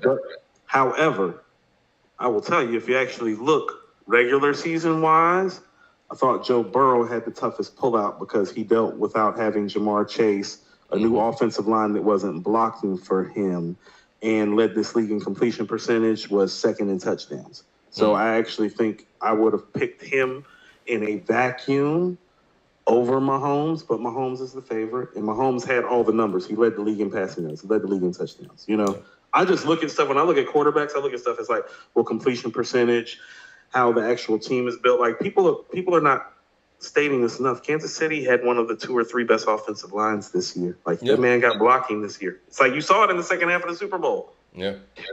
Like hold on, Mike. The Eagles like set the sack record. They didn't sack Mahomes one time. I don't think. Did they sack him? They got one, maybe? Yeah, I think, yeah. Actually, I don't even know if it was one. Like, because I think that time they tackled him, he was past the yard of scrimmage. So this is a team that literally just had the most sacks since the merger. Yeah.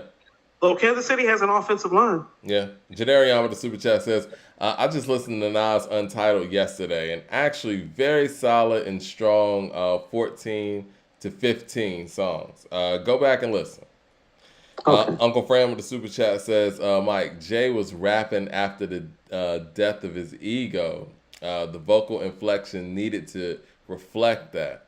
That is why I'm saying you guys only have a sonic tone for rap. Okay, I get the concern. Listen, you can do all of those things, and all those things can be true, but if it doesn't sound good, it doesn't sound good. You know what I mean? Like, okay, I get why he was doing it, and that's cool, but that doesn't... look, just like I said with the Who Killed It with Nas, I get what he was trying to do with the accent that he took on and the way he was telling the story, but it wasn't good. Record not good. Yeah, it is what it is. Geeky Love with the super chat says, peace. Thanks for the Dave tribute. De La Soul hits Saturday. Feel good. Feel good. I forgot about that with damn, what's the group? The Gorillas. What you just said, Mike. The Gorillas. What you said. I forgot about that. No, because it was the Gorillas. It was a feature. Feel Good Inc. I know. Break of Dawn. Stakes is High. Me, Myself, and I. I Ain't No Good. Yeah, I mean, we can't forget Feel Good Inc. I mean, everybody knows that record when they hear it. Now, that hasn't been played at any of the tributes. I haven't heard it. Jay Short with the super chat says, Jay didn't respect the substance matter on, I guess the subject matter on 444. That's why he didn't give the production and songwriting his full attention. Eric Terrell with the super chat says, Ready to Die, the album is overrated. New York bias. Ready to Die, the album is overrated. Whew. Man, the heat up in here. Let me finish these super chats, Coop, because I feel like we super behind. Uncle Fred with the super chat says, question, have you ever reviewed a Kai album here? K-A? Kai album here? Have we ever reviewed a Kai album? Clarify for us, Uncle Fran. Dane with the super chat says, 444 is a good effort, but it's telling the whole Vengers Joe Budden podcast don't like it. That's telling.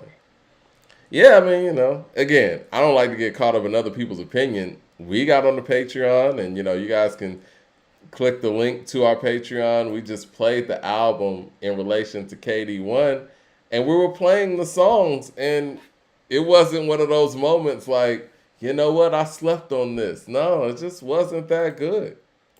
Eric Terrell with the super chat says, Top of the World. Sitting on top of the world. Talking about 8 Ball MJG, better than Ready to Die. No. 8 Ball MJG, Top of the World? No. Ready to Die, listen.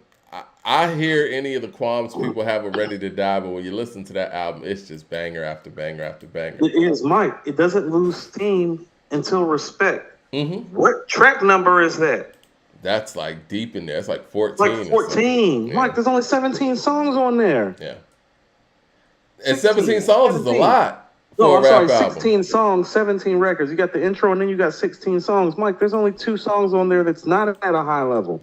I think the only downside of Ready to Die is the fact that some of the records sound more dated than others. But other than that, you want to know what? And that's not even really a bad thing. That's one of those things now that you go back and listen to it, Mike, because it's so old now, it's like, well, I don't care that the song Ready to Die was recorded in like mid-93 and I Can Tell, and the Unbelievable was recorded like right before the album dropped, and I Can Tell. I don't care. Well, see, this is the magic of Puff as a producer too. He kind of grouped a lot of those songs in a similar range, so you can kind of feel the growth.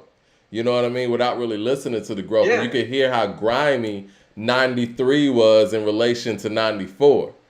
right. No, Mad you're Max right. of the Super Chat says the answer is Penny or Bernard King. All great. I'm sorry. He said all Grant was Scottie Pippen, who could shake you. Who could shake you? Penny was like Kobe.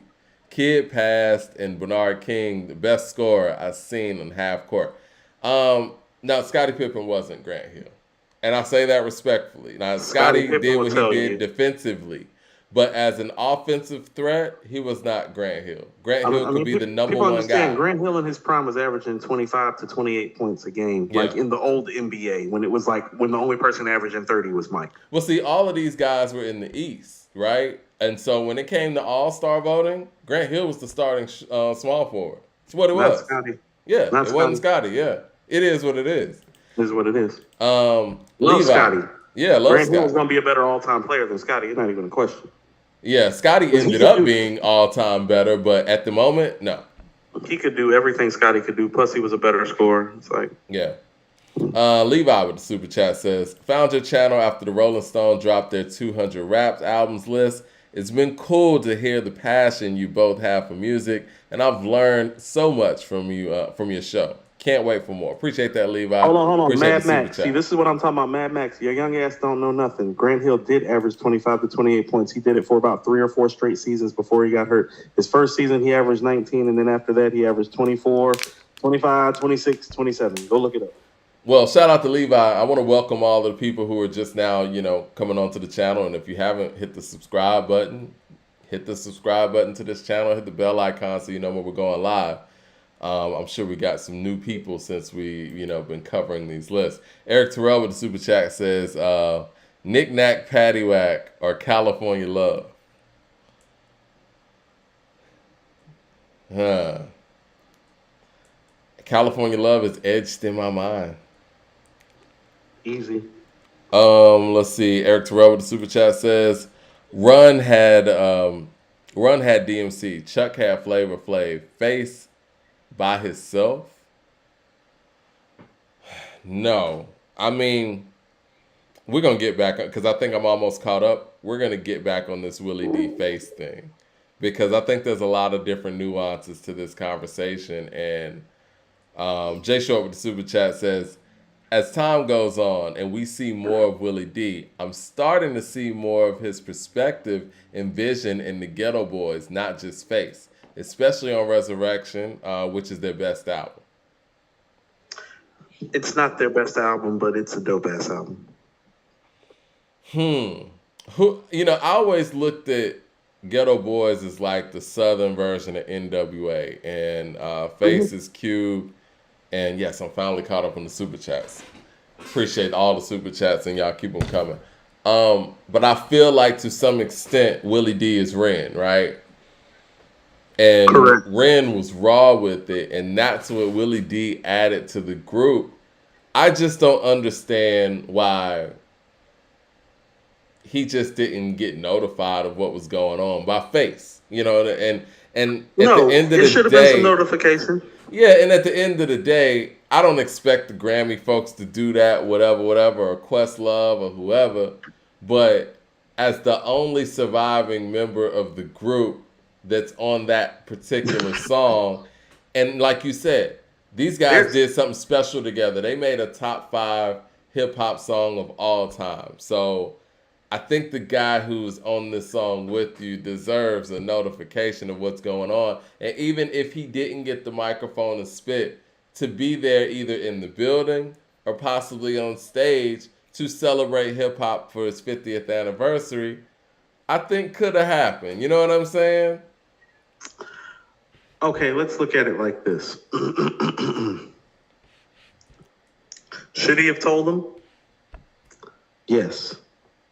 But when you know somebody, when you work with somebody, and you choose to withhold information from them, there is usually something about them, their behavior, or y'all's relationship that we're not privy to that makes you do that.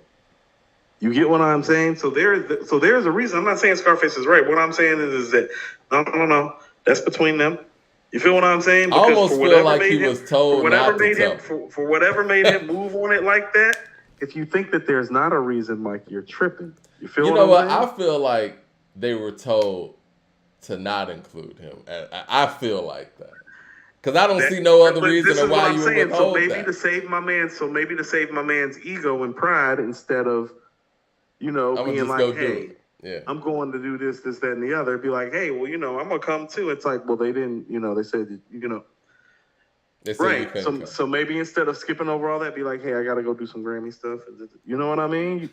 Like he wasn't gonna see it though. That's the thing. Like, it's but Face was like, "Yo, you perform this song without me all the time." I don't think that's the same, though, in my opinion. But I'm glad they were able to work that out and talk about it like brothers on their podcast. But that's just kind of my 2 cents on it. And I think if it were to happen again, I think it would kind of be handled differently. But that's a huge record, and not only a huge record for them, but a huge record for the South and a huge record for hip hop. So Hassan Sykes with the super chat says 444 is not Jay Z's lane. That's not what Jay does. And you know what? I think that we keep coming up, or quote unquote Avengers keep coming up with all these scenarios about conceptually what the album's supposed to be and that, this and that. The bottom line is he doesn't do those things very well. And you know what I'm saying? Like the things that he does do well are in line with why we hold him so high. And when he attempted to do something that was out of his, lane particularly, it didn't come across that well. And that's fine. But we're not going to sit here and act like it did. So don't we laud him for his versatility? We do. But so let me submit this to you. How versatile is he though, truly? I still think he's versatile. I think he made a wrong production choice.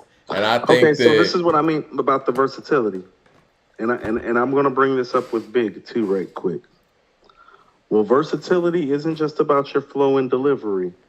It's also about your ability to write different styles of material and have that material to be quality, has some of the material that you do best at. Everybody's That's got a fair. pocket. That's fair. Everybody's got a pocket. It's like, no, Mike, like when you line Pac shit up, you know what I'm saying? It's like, no.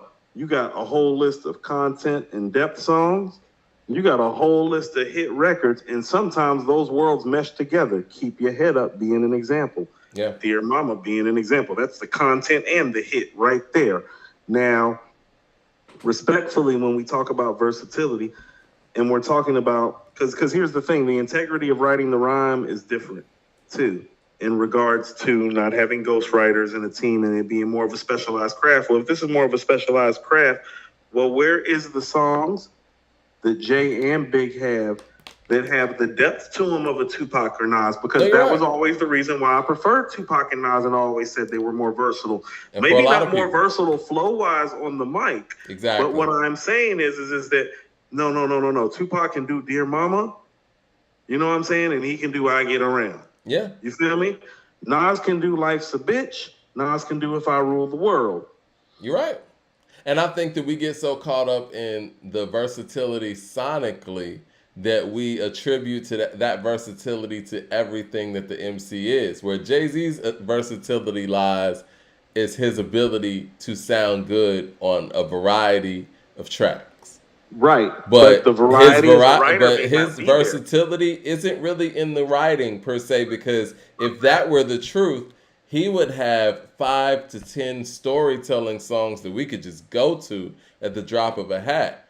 Big has 2 albums, and he has more storytelling records than Jay has in his whole career. And that's why I hold Big. That's one of the many reasons why I hold Big higher, because Big does some things that Jay doesn't do. Storytelling being like number 1, 2, 3, 4, and 5 of those. I mean, when you look at the best storytellers ever, they're all dope MCs. Like it takes something different to be a great storyteller. Once again, Scarface top of the list on that. You know what I mean? Ghostface top of the list. Nas top of the list on that. Big Cube, Scarface. Big. Slick Rick. You know what I mean? But Yep. the KRS-One. and with all this material that Jay has, the fact that he is, top three on pretty much everybody's list, where he doesn't have a laundry list of storytelling records, and I could say the same thing for Wayne. That's kind of a problem, Well, I this is think. what I have to say. How I'm going to say this again, and I'm just asking questions. Well, how versatile is he? Like, and this is what I mean. How versatile is he? It's like, well, if you were to pull up Jay's 50 biggest and best records, if you were to do a combination of the biggest and the best records, how many times does he leave the reservation of what's comfortable for him, which is the hustler's ethos?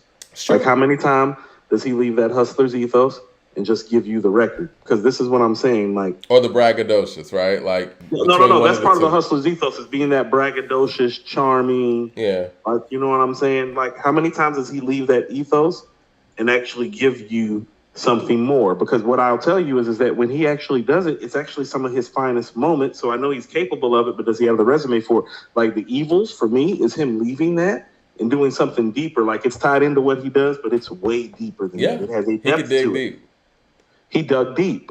I feel like he did that on Song Cry too. He dug deep. I was about to go to some of the blueprint stuff. So if you Yeah. actually look at the albums that we hold higher, it's actually when he does dig deeper. So it's not like you can't do it, but do we have evidence that you can do it enough consistently? Because here's the thing about it: when people be walking around, it's like, well, Coop Black Thought's better lyrically right now than Nas. It's like you didn't realize how many solo albums and solo verses Nas has kicked as opposed to Thought, like not being funny. You know how much further along he is verse wise for them being around at the same time. Yeah, So it's like when it's people, literally like somebody saying that, LeBron with the amount of minutes that he's put up and comparing him to somebody who's done half of that. You know what I'm Giannis, saying? Like, Giannis, yeah. yeah, no, it's like Giannis is better than LeBron right now. It's like he better be. He's played half the minutes. It shouldn't Yeah. be a conversation. He should actually be dominating him at every turn. No, that's real. What I was That's gonna real. say, man, one of my favorite Jay records, and this is Jay in full braggadocious swing and hustler swing, is the Rock Boys. And you can't sit here and tell me just because, he's in his lane and doing what he does comfortable, that I'm not supposed to think that this record is leagues above a record on 444 just because he stepped No, out and tried to do something different. Like, no, this is this is where he lives and he does it great. And I'm not going to sit there and, I guess, diminish that to try to propel a record because y'all think he's doing something different. no. This is what I mean about the versatility. And maybe and it does more reside on Jay's side with the questions of it than Biggs, because this is what I'm about to say. So think about how great Meet the Parents is. Okay? And really think about it that in relationship to his catalog. And that's why I'm questioning what I'm saying. Like, well, how versatile? Really? Yeah, Because it's like, well, do you think Meet the Parents is a top 25 J song? Because I don't. I don't either. Do you Hell think it's no. top 50? Because I think it's borderline that it might be I that. don't think so. And Right. So it's like, so when you tell your best story, it's not one of your 50 best songs. How versatile are you? that's fair. NR with the super chat says, how do y'all rank Fonte as an MC and his influence? Is he Drake higher? Is Drake higher? Excuse me. This Yes, nigga on Drake is higher. crack cocaine? Is this nigga on crack cocaine? Did he compare Fonte to Drake? Well, I see what he's saying because I Fonte, don't. Fonte has influenced Drake. And Fonte sings and raps. This is the problem though, and I was talking about this with somebody the other day. This is why people sign major label contracts. Because you could go out there as an independent artist and do all the work, do everything right, have a real fan base. And if the masses haven't accepted those things, it almost feels like what Jay said. More victories is for minor league coaches. And It it's like it is. hasn't, and not to say that you're not at that level because he's rhymed with everybody that we know Ponte is at that level, but it just hasn't been tested on that plane. So when we have discussions about impact, it's like it's hard to compete. And it's unfortunate because again, he did everything right as an artist, but signed that dotted line as a major entity. So it's hard to really gauge. So if you want to ask me in a vacuum, it's literally like saying, yo, they're saying that nigga in the park can beat LeBron one on one, is a better basketball player, but he hasn't been in the situations that LeBron has been in. You know what I mean? So it's hard to quantify. So I would have to put Drake ahead. If you ask my ears who I think is the better rapper, I would say Fontaine. But if we Easy. put all of the criteria up, Easy. there's no way that he can even compete with Drake in the criteria just because of how massive that Drake has been and having to do it over and over, and he hasn't had to do those things. First of all, we need to be clear about a few things. There are a lot of people that are pulling up that think about that it's always just about the MC. No, Mike, when it wasn't just that Rakim could rap his ass off and he had the records. It was the MCM jumpsuits. It was the big fucking Mercedes gold medallion. It was the chains. It was the aura. It was the look. It was the fade. I told you, Mike, I can go into a barbershop right now, like, give me the 96 Nas fade. And niggas like, got it, done. I ain't got nothing to do with rap, Mike. I don't have nothing to do with rap if I go ask for the 96 Nas fade. I didn't say I asked for 96 Nas lyrics. I can say I can go to a barbershop. I can tell a barber right now, like, give me the 96 Nas But fade. this is what I'll say, though, and I agree with you. I think that the push that you get from being a major artist gives you the stratosphere to live in, to have that kind of bandwidth, to have that impact. And when those things haven't been tested for an independent artist, it's hard to even put them up against a major. Correct. You know what I mean? Mike, I'm gonna tell you a true story. My man Tremaine, who helped start Battlefield Music, like the whole music shit started with me and my cousin and a guy named Tremaine, our homie from West Boulevard. Tremaine was a bigger dude. I was a smaller dude. We used to watch Biggie and Nas's wardrobe, like for shit that we like, because they were closer to our size. He'd be like, yo, I need that Biggie sweater. I'd be like, I need that Nas bubble coat. We wasn't talking about rap when we was talking about them sometimes. So it's always been about having enough and being in the game enough to qualify rap-wise to be considered one of the greats, but it was never just about the rap and the bars. You feel me? It was never just that. Even with Rakim, even with Nas, even with Big. Even with somebody like a J. Rue the Damager, No. who was nice as fuck. You remember when Glove was saying NWA used to wear their hats? The hats was part of their uniform. Yeah. They couldn't come in with their hats. The hats was part of the NWA. You get what I'm saying? It wasn't just that they were NWA. No. The niggas with the Raider caps on? Yep. Yeah. Yeah. Mad Max in the super chat says, just Googled the stats. Grant Hill averaged 25.8 points one time. Outside of it, it was 21 points or 20 points. He's Scottie Pippen with Shake to him. No. That was good stat looking. It might, that might be correct. DJ Bruce Almighty with the super chat says, I just heard Big Gip say Pac, DMX, 50 Cent, and Ja Rule were better than Jay, and Murder Inc. Was better than Rockefeller. Am I tripping? LOL. 50. They made more hits. I love they made Gip, more man. actual quantifiable hits. If you look at the time that Rockefeller existed, like where are the hit records that don't involve Jay? I love Gip. You know I do. Ashanti? No. Ashanti went like triple, quadruple platinum out the gate, Mike. I got to look at the interview. Ja Rule literally went platinum, double platinum, triple platinum in that order. We've had these conversations. I agree. When it comes to record sales and things like that, yes, Jay's been trumped many of times, right? But it was something about what he was doing and how he was visible everywhere, his consistency at that time period. He was the guy in the game. It is what it is. The only person that you could say and make an argument for would be DMX, I would say. I don't know. I didn't watch the interview. I saw the Art of Dialogue title or whatnot when Gip was saying some of these things. I'll watch it before I really make a real breakdown on it. But it almost comes across as, I just didn't rock with Jay like that, and I think that these people are better, which is fine. Now, I will say this. Big Boy is the first person I ever seen wear a throwback jersey in hip-hop. And it was in a Goody Mob video. Facts. And, Black Ice. Yeah, Black Ice, yes, excuse me. When he walking down the street with the pit bull. The Astros jersey, yes. That's how we found out about the pit bull business, too. Right, that too. And then, according to Kanye, he seen that and went to the Mitchell and S store that was in Lenox Mall at the time, That is correct. bought throwbacks, and then went up to, Baseline, was creating, and Jay kind of took on the throwbacks. And I That think is correct. Jay got a lot of credit for, bringing throwbacks to the game and getting a lot Good of boy. people on the East Coast to really start rocking those. I don't know if Gip feels the way about that. I don't know. Because He I will probably say do. No, no, this: no. the Give his home Dungeon, team like that. No, I'm because telling you, he feels some type of way about because the that. His home Dungeon team. family started a lot of things. The furry Kangos and the whole Players Ball thing. I'm not Players Ball. The whole wardrobe that Biggie had on Big Papa comes from Outkast's Players Ball video, which Which Puffy Puff which directed. Puffy directed.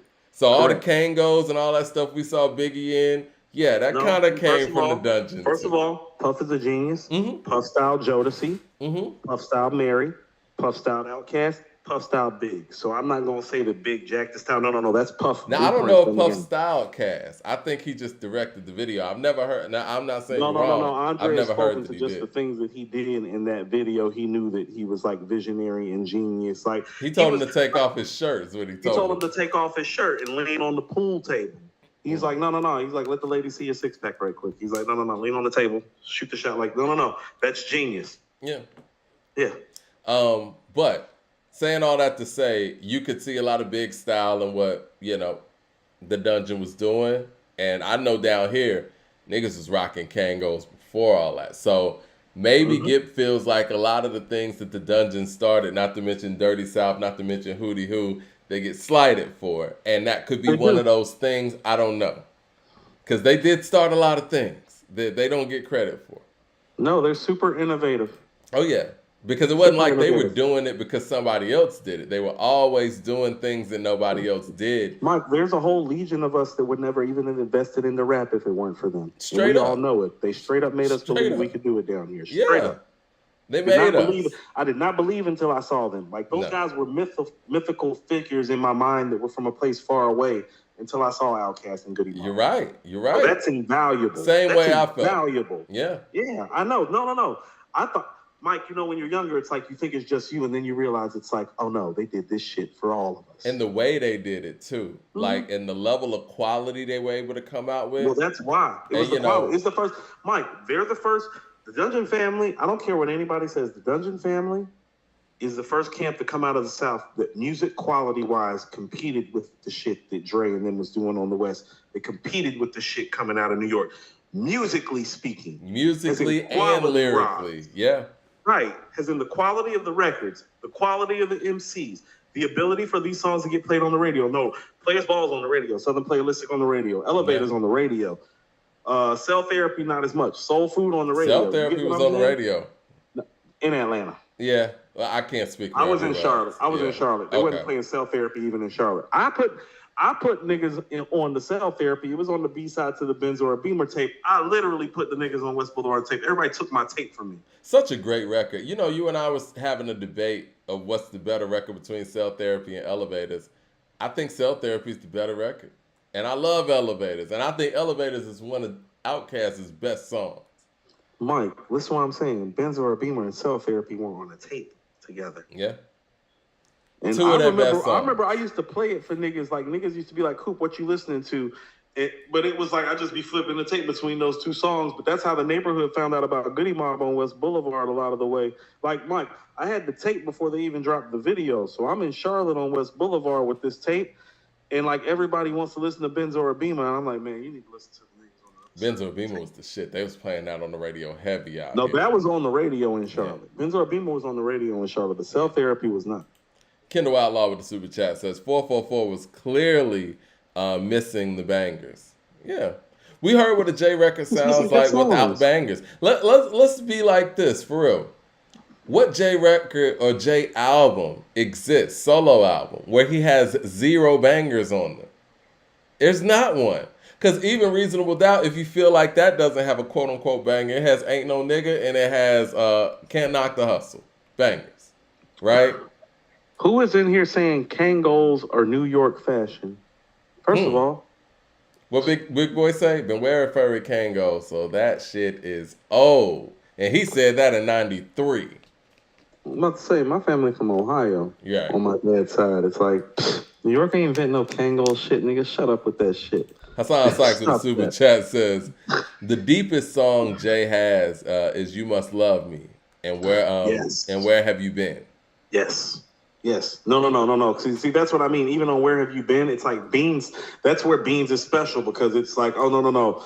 Jay touching you, and then Beans like take your heart and just like, it's like, Beans, no, this is how you got that Beans and Scarface in Face them. have proven over time after time that they can beat him in that chamber. Yeah, he don't like when he goes there and they're around. It's like he always ends up with the third verse. It seems like Yeah, no, it's real. it's a fact because he no, but that's what I'm saying is that like how versatile is he? I could say Levi, the same thing about Scarface's hit making that I'm saying about Jay's depth. of course, Right. yeah, Just no, no, asking no. questions. Levi with the super chat says, "What are your thoughts on Mace's Harlem World project? I was checking out the Shiny Suit era, and I honestly didn't understand how that record went 4 times platinum. Generational gap or poor transition? I like this conversation. I think Harlem World was one of the bigger albums of Right place, right 1997. time. Exactly, but again, Right place, right time. this will show a generation that wasn't there. This is how big Puffy was in 1997. No, but this is what I'm saying is Anything that he touched was gonna go. Like, you know what I'm saying? This was well, kind of Mace, like, I hate to say it like this, and Mace not to had No cut you Way off. Out and Life After Death, the More Money, More Problems Of verse to course, warm up. I So understand. Yeah, but this is kind of like, let's just say no and way. he's on Let's his just Dark say, and Hell is Hot too, Mike. Like he's I on know. like super big. Well, Like how that's about this? after. That's after. He's on albums that are selling more records than his album sold has featured, and people don't ever talk about that aspect Well, wait, about what made him pop. Let's rewind, Coop, because Dark and Hell is Hot's after. Yeah, that's Is that after after? Harlem World. Is that after? Yeah, because Hold on. When does Harlem World come out? Harlem World has 24 Hours to Live. That was 97. And DMX actually Right. got his jump off on Harlem World.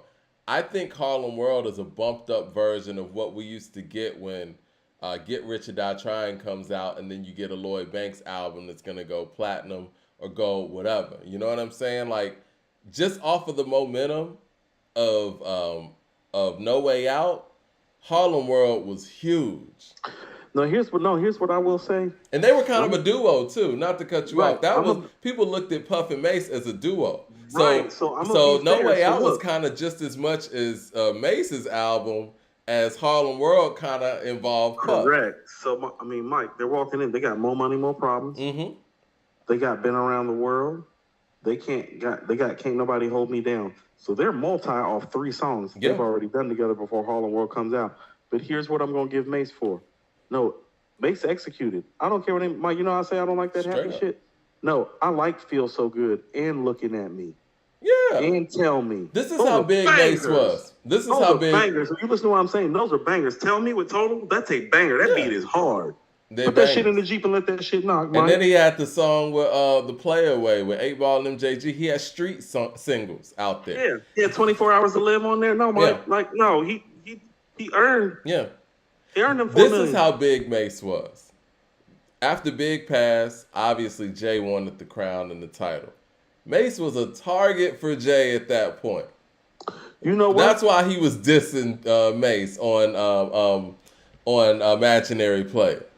They did Nas told Mace one time and he talked about it in an interview. He's like, stop letting these niggas clown you. Like these other niggas would have put on that suit too to do the shit that you just They did. did. They all did. They all did. From X I to believe J that's Nas in to the the Red Leather Locks. a year later in the Hate Me Now Yeah. video. They all did. With Puff. Hello. With goggles and everything. They all did. So yeah, Well, no one could talk about him. He is the one that actually made it work. Furs and there was white tigers coming out. Puff had niggas out here bawling out of control. There's a white tiger in the Hate Me Now video. Puff had everybody confused. Look here. That's your Streets disciple in red leather and white tigers in the video in the club with Puff. That's your Streets disciple. Yeah. No, that's real. That's Hassan real. Sykes with the super That's chat what says. 97 and 98 look like. Hassan Sykes says, do y'all really listen to Song Cry? It's not deep. He's just talking about a woman who cheated on him after he cheated. I guess the way I'm looking at it is deep. I'm looking at it as the fact that he dug in and kind of put a level of pride aside where at a point in his career where pride was at an all-time high and ego was at an all-time high. That's one record where he tried to slightly push the ego aside. KC1 with the super chat says, so Nas's 12th best album is better than Jay's 4th best album. No. Well, we're going to have to do a chart. I don't think that's the case. No, that's not what I'm saying. Because I think his 4th best album is something around American Gangster Volume 2. I would have to say Volume 2 or something. Now, I would tell you that I think the gap right now because of this KD series is that Jay's 4th best album is somewhere probably where Nas's 7th or 8th best album is, and that's probably the problem. American Gangster is closer to getting compared to something like, what do you think is a fair comp for American Gangster? Life is Good? Mike, that'd be about 6, 7, 8. That's what I'm saying. Yeah. Yeah, Life is Good ain't no top 5 Nas album, and I'm tired of people saying Not anymore, that. no. No, it's not. I don't think it ever was. It ever? Maybe. Well, maybe it never really was for me. But okay. Esquire with the super chat says, y'all checking out season 3 of the Wu series. I need to get caught up, man. I haven't seen any of it. I saw like the first 2 episodes of season 1. I'm gonna have to really do some binge watching. I can't front. I haven't watched really any of it. Got some personal It's issues. hard for me to watch a biopic on Wu-Tang, I think. And no disrespect on anybody who's, involved.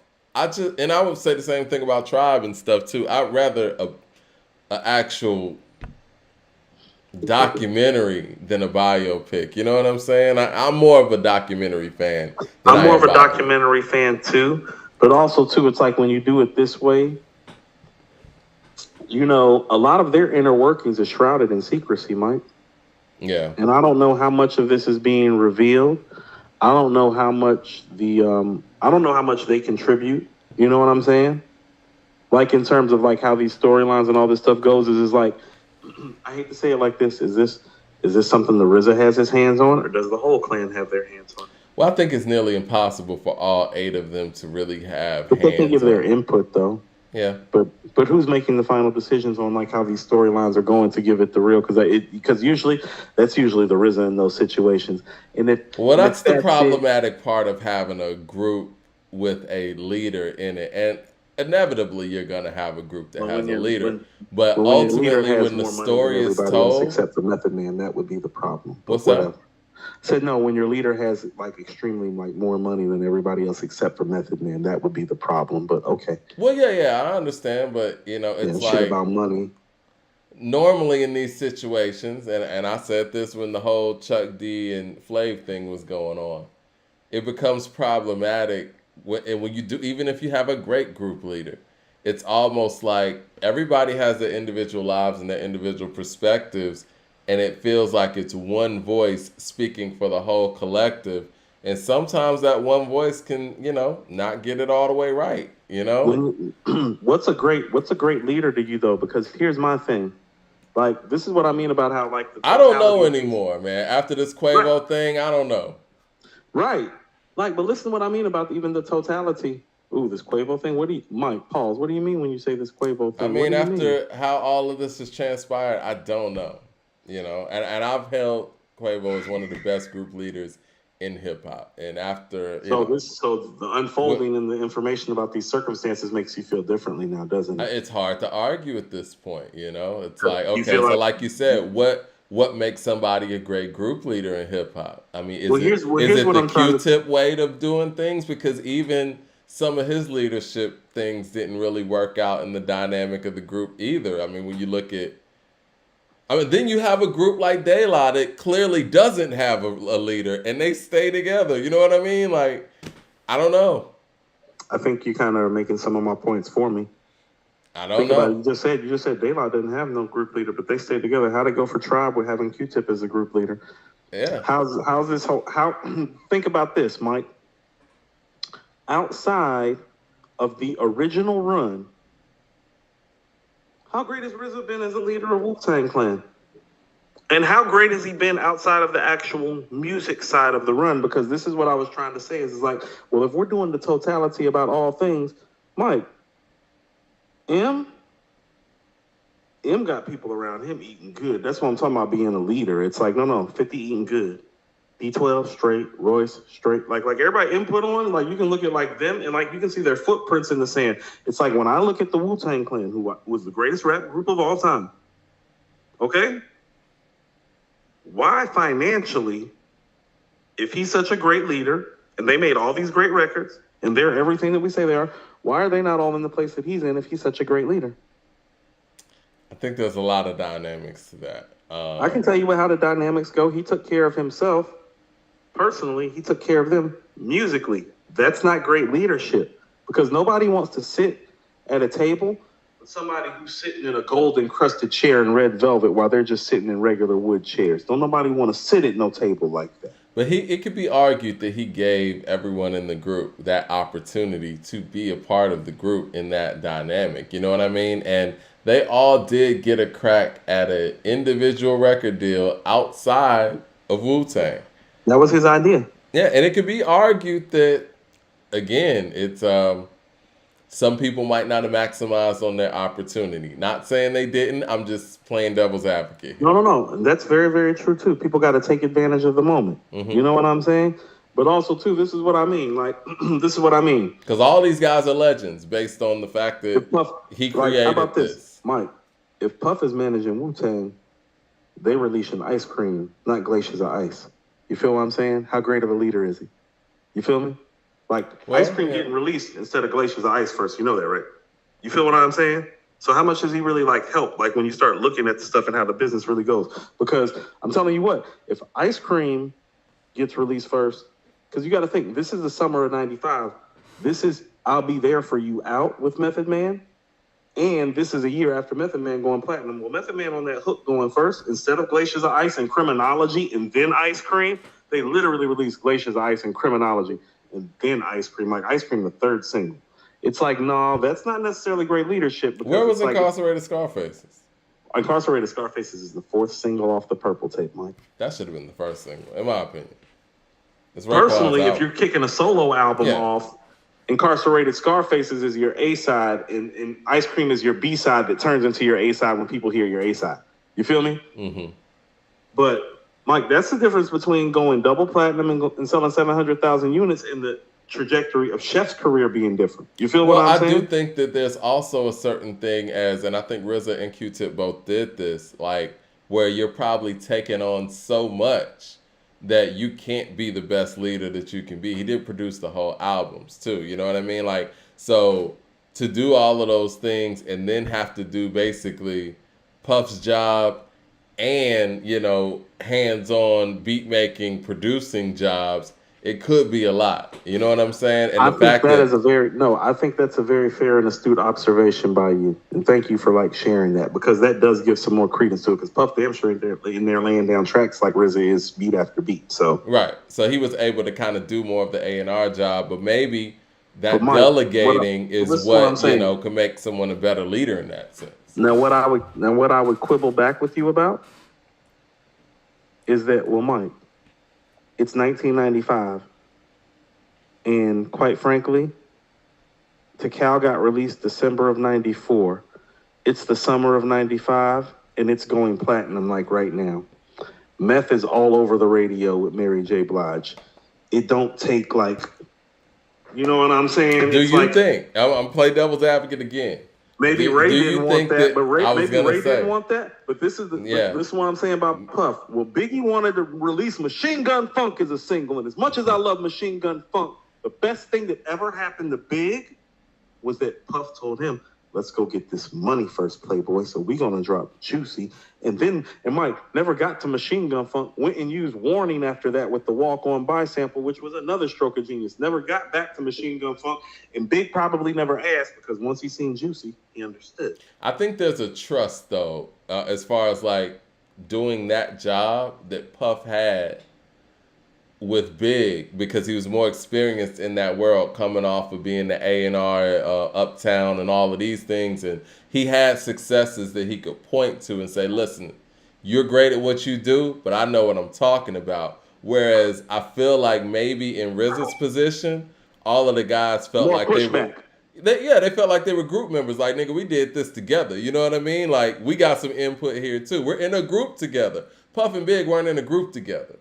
It's Right. a little different dynamic too. It's almost like, we talk about who could coach somebody that's as experienced as Tom Brady.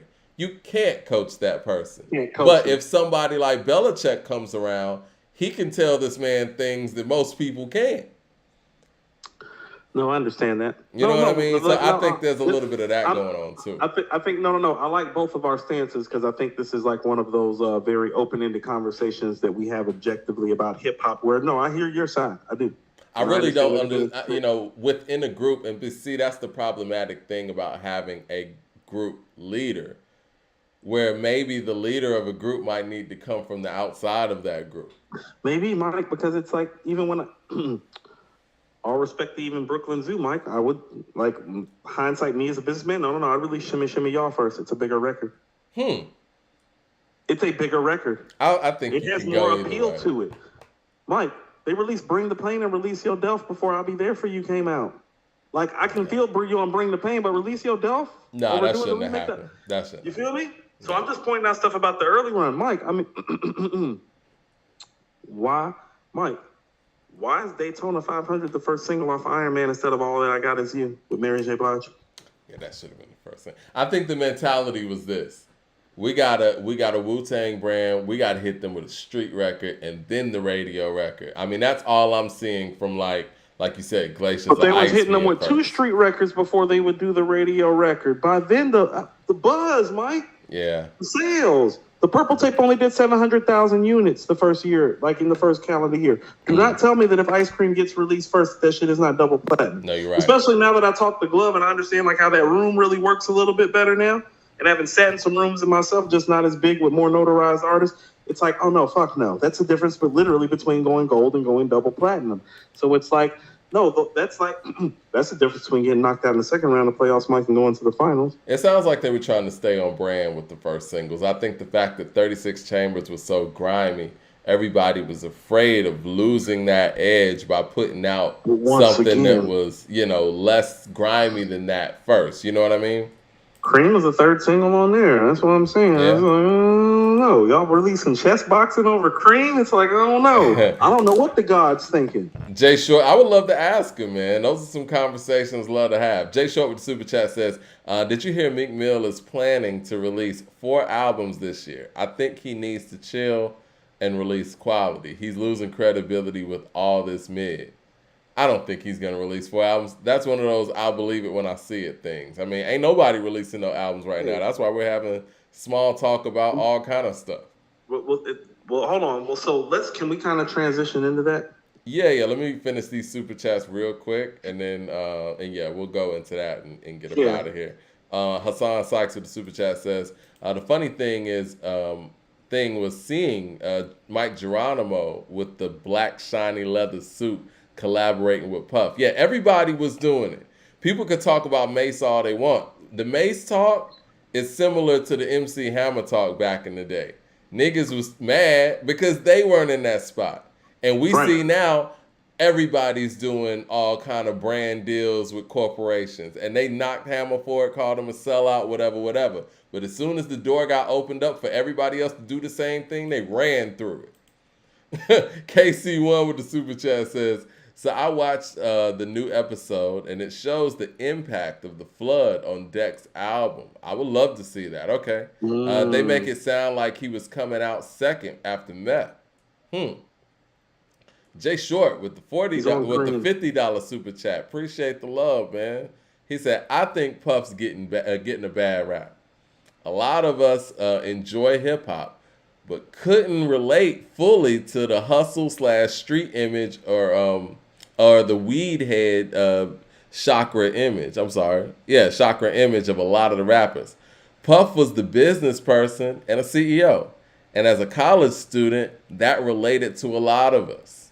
It's very well said. I agree, man. I think that and Puff, what he also did to kind of piggyback on that, I think that was the first time we saw somebody who wasn't a rapper first actually go out there and make a rap album and be successful at it.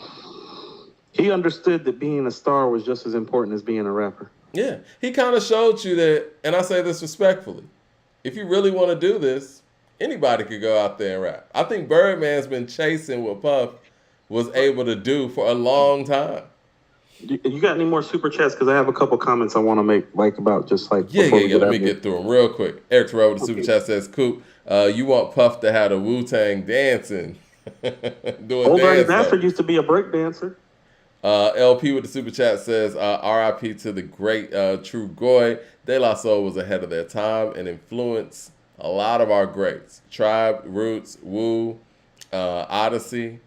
Uh, Yeah, and Oz is he said Odyssey. I'm sorry, Odyssey of Oz is one of the best songs. I thought he said Odyssey. Oddly of O's is one of their best songs. I love that record too. De La Soul is dead. I can't wait to stream it.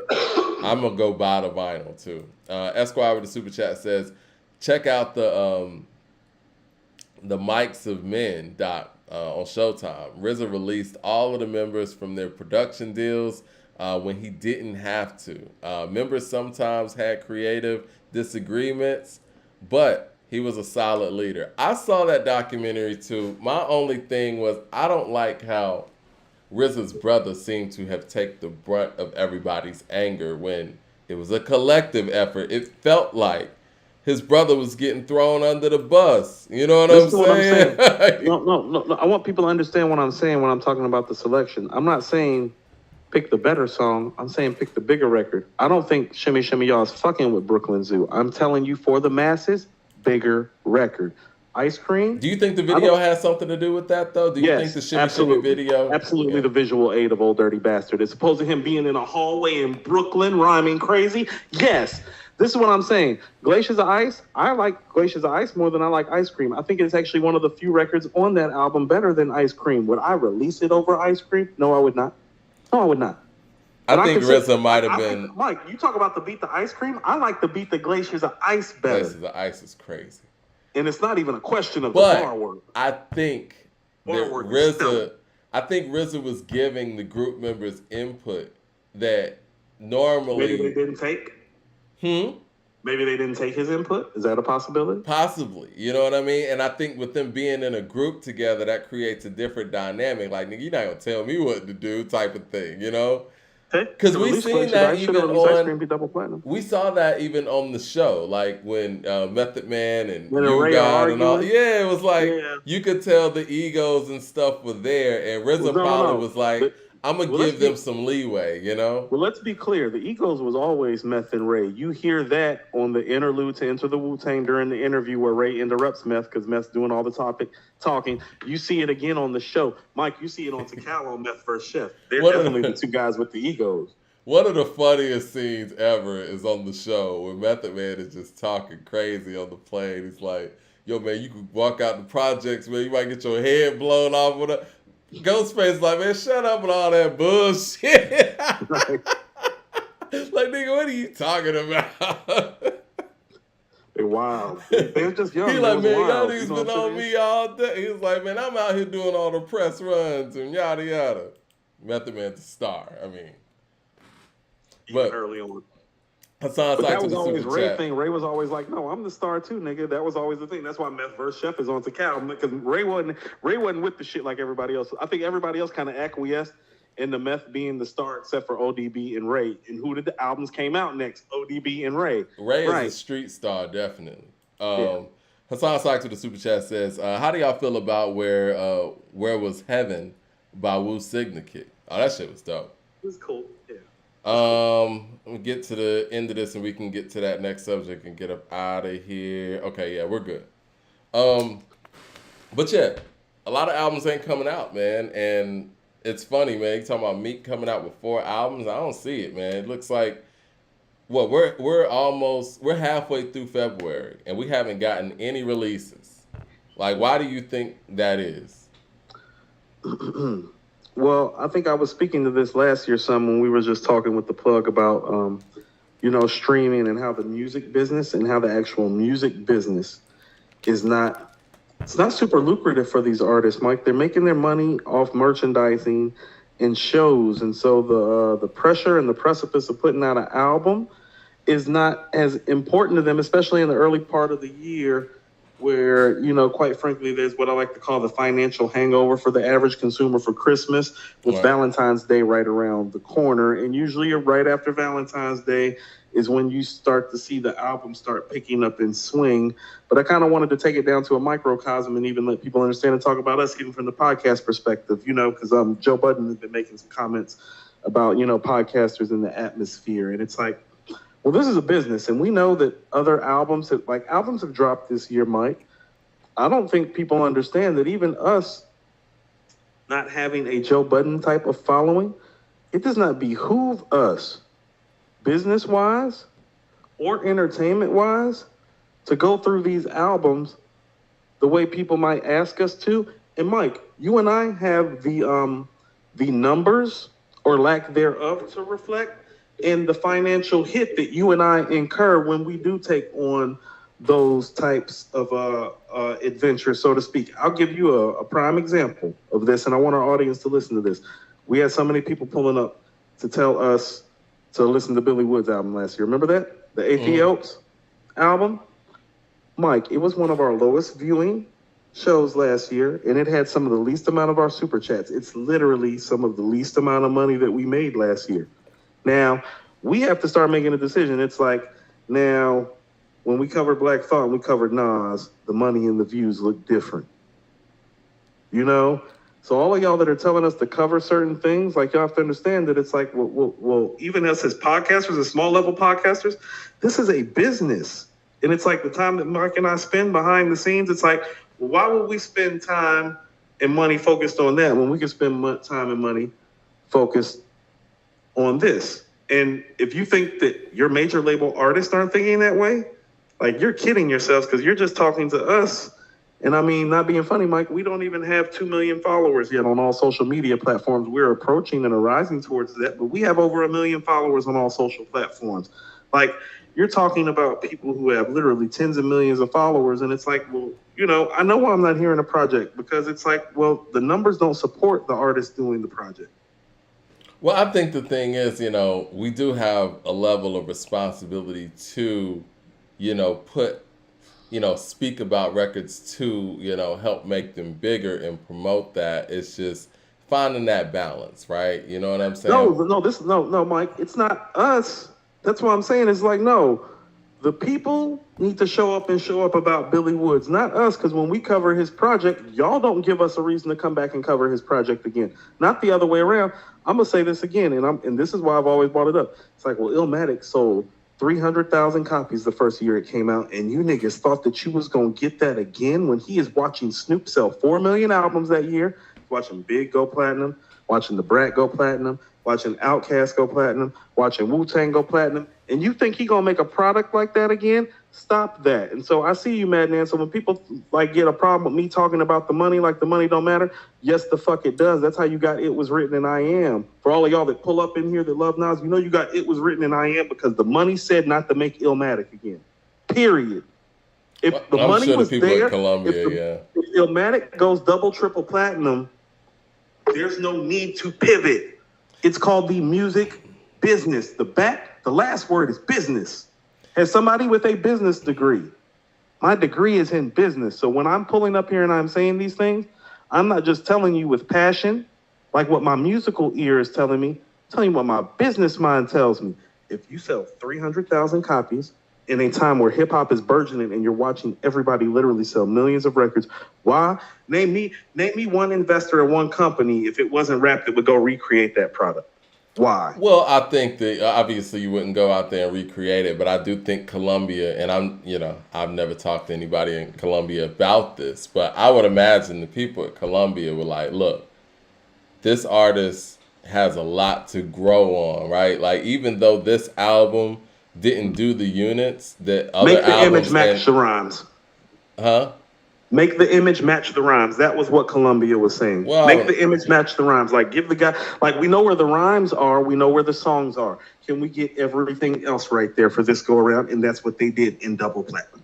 they did. But again, I think it was very important, even if Illmatic didn't do, those necessary blowout numbers. I think it was a great foundation to grow on. You know what I'm saying? Like, because imagine if an album like Illmatic did sell a whole bunch of records, you really think he would really be chasing all kind of ghosts? You know what I mean? Because No, no, there would no, not no, only do no. you need to match the quality of this, you got to match the numbers. You know what I'm No, this is saying? what I'm saying. No, Mike, there would be no ghost of it because part of the ghost is that it didn't get notarized the way that it was supposed to. There is no ghost of the record if the record sells. Like, you want to know why there's no ghost behind Ready to Die, Mike? Because it did 1.5 million records. You want to know why there's no ghost behind Southern Playlist? A million records, Doggy Style. You want to know why there's no ghost behind Doggy Style? 5 million records sold. You feel what I'm saying? Those You think that? conversations I come. think there is a ghost behind Doggy Style. I think that No. People are totally happy with Doggy Style and what it did. no, they are happy with what it did, but I think that Snoop is always going to be chasing that record. I mean, he is. And I think See, that I mean see, it's I just don't think. I See, think no, no, the no, fact that no, Illmatic no, is just no, that Mike, great. that's not true. People have not. Nobody has pulled up on Snoop in the last 2 decades asking him to recreate Doggy Style the way people ask Nas to recreate Illmatic. That is What factually people untrue. claim that Snoop only has one classic because of the level that Doggy Style is, No, no, no, no, no. Listen to what and I'm they use saying. it to knock him as well. But they don't ask him for it. They cool I with what mean, they because get they from Snoop. understand Dre produced it.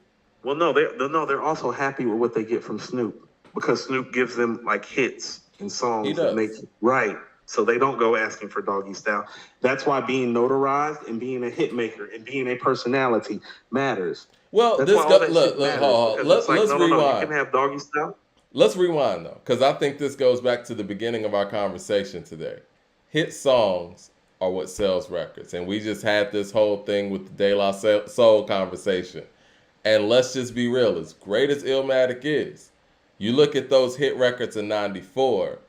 Those songs aren't as radio friendly as those other records. You mentioned what? Functified, Ready to Die, Doggy Style. Those Southern albums Playalistic. have Southern Playalistic. Those albums have hit records on them that, as great as Illmatic is, just didn't have. But that's okay. You know what I'm saying? Like you That's part of said, the mystery because next time they went out there and got a If I Ruled the World. Like that was the mission then. but, but Really, that's I what I'm think saying. Illmatic puts you in a good position to elevate and know what you know what I'm saying, are able to do commercially. I don't think Illmatic was supposed to have a commercial hit single. Do you? No, but what I'm saying is that part of the lore of the album is that it didn't get really played in mass consumption areas, and so people kind of huddled it as like this core hip hop classic because the records weren't on the radio like that. It's Right. like no, But I agree with what you're saying. But my thing is, do you think Columbia knew that ahead of time? Because it doesn't sound like to me, based on, we look at Ready to Die, we look at Functified, Doggy Style, Southern Playlistic, whatever. Didn't sound like to me Columbia was trying to put out a hit radio record on Illmatic. And if so, listen to what what I'm record saying. was that? I think Nas is Columbia's crash test dummy on what to do with the rap artist because I don't think they knew what to do until they put together Illmatic and I put it out. agree. This is all new. Do This you is what I think keep saying, Illmatic was a Mike. success? Mike, you know this. Like, it's 1993. Niggas have only been making albums on a regular basis for about 8 years.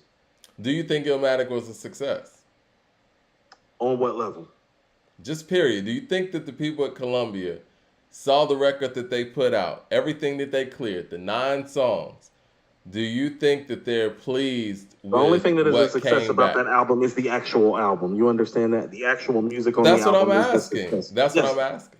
But no, but Mike, listen to how we just had this conversation about how it's more than the music that comes in the totality of the shit really mattering. Well, the impact was there, even without the crazy numbers. The impact was there because it didn't do no numbers. That was part of the impact in the lore for people. It's You like don't, people almost huddled, like everybody bootlegged it and was like proud to bootleg it because it was the best thing they ever heard. but you don't think that's part of the plan. Okay, so look at it from relationship to this, Mike. If that's our best rap album, and in R&B and in the pop world, Thriller and Purple Rain are our best albums. Do you see what the problem with Illmatic not doing numbers is now? If it's like that, doesn't it need to reflect it the same way Thriller and Purple Rain reflect? If it's really our Purple Rain and our Thriller, if it's the Sistine Chapel and it's Mike, when I went to see Michelangelo's David, Mike, there were thousands of people outside and inside of the building to see it. I understand what you're saying, but you're also it's kind of apples and oranges because at that point, I think that the R&B world had been established. You know what I mean? Like I think hip hop had gotten to a point where it was still very young, and Let's just the only people that were actually selling those kind of records were people who made massive crossover singles and had gin and juices out there, and they had like I mean, we can say whatever we want about Illmatic. As great as it doesn't have those records on it. Like, no. what song on Illmatic? Because we've already established that songs sell records, right? What song Right. on Illmatic was supposed to get it 4 million? The World Is Yours is probably the closest thing to it. It's not gonna do that.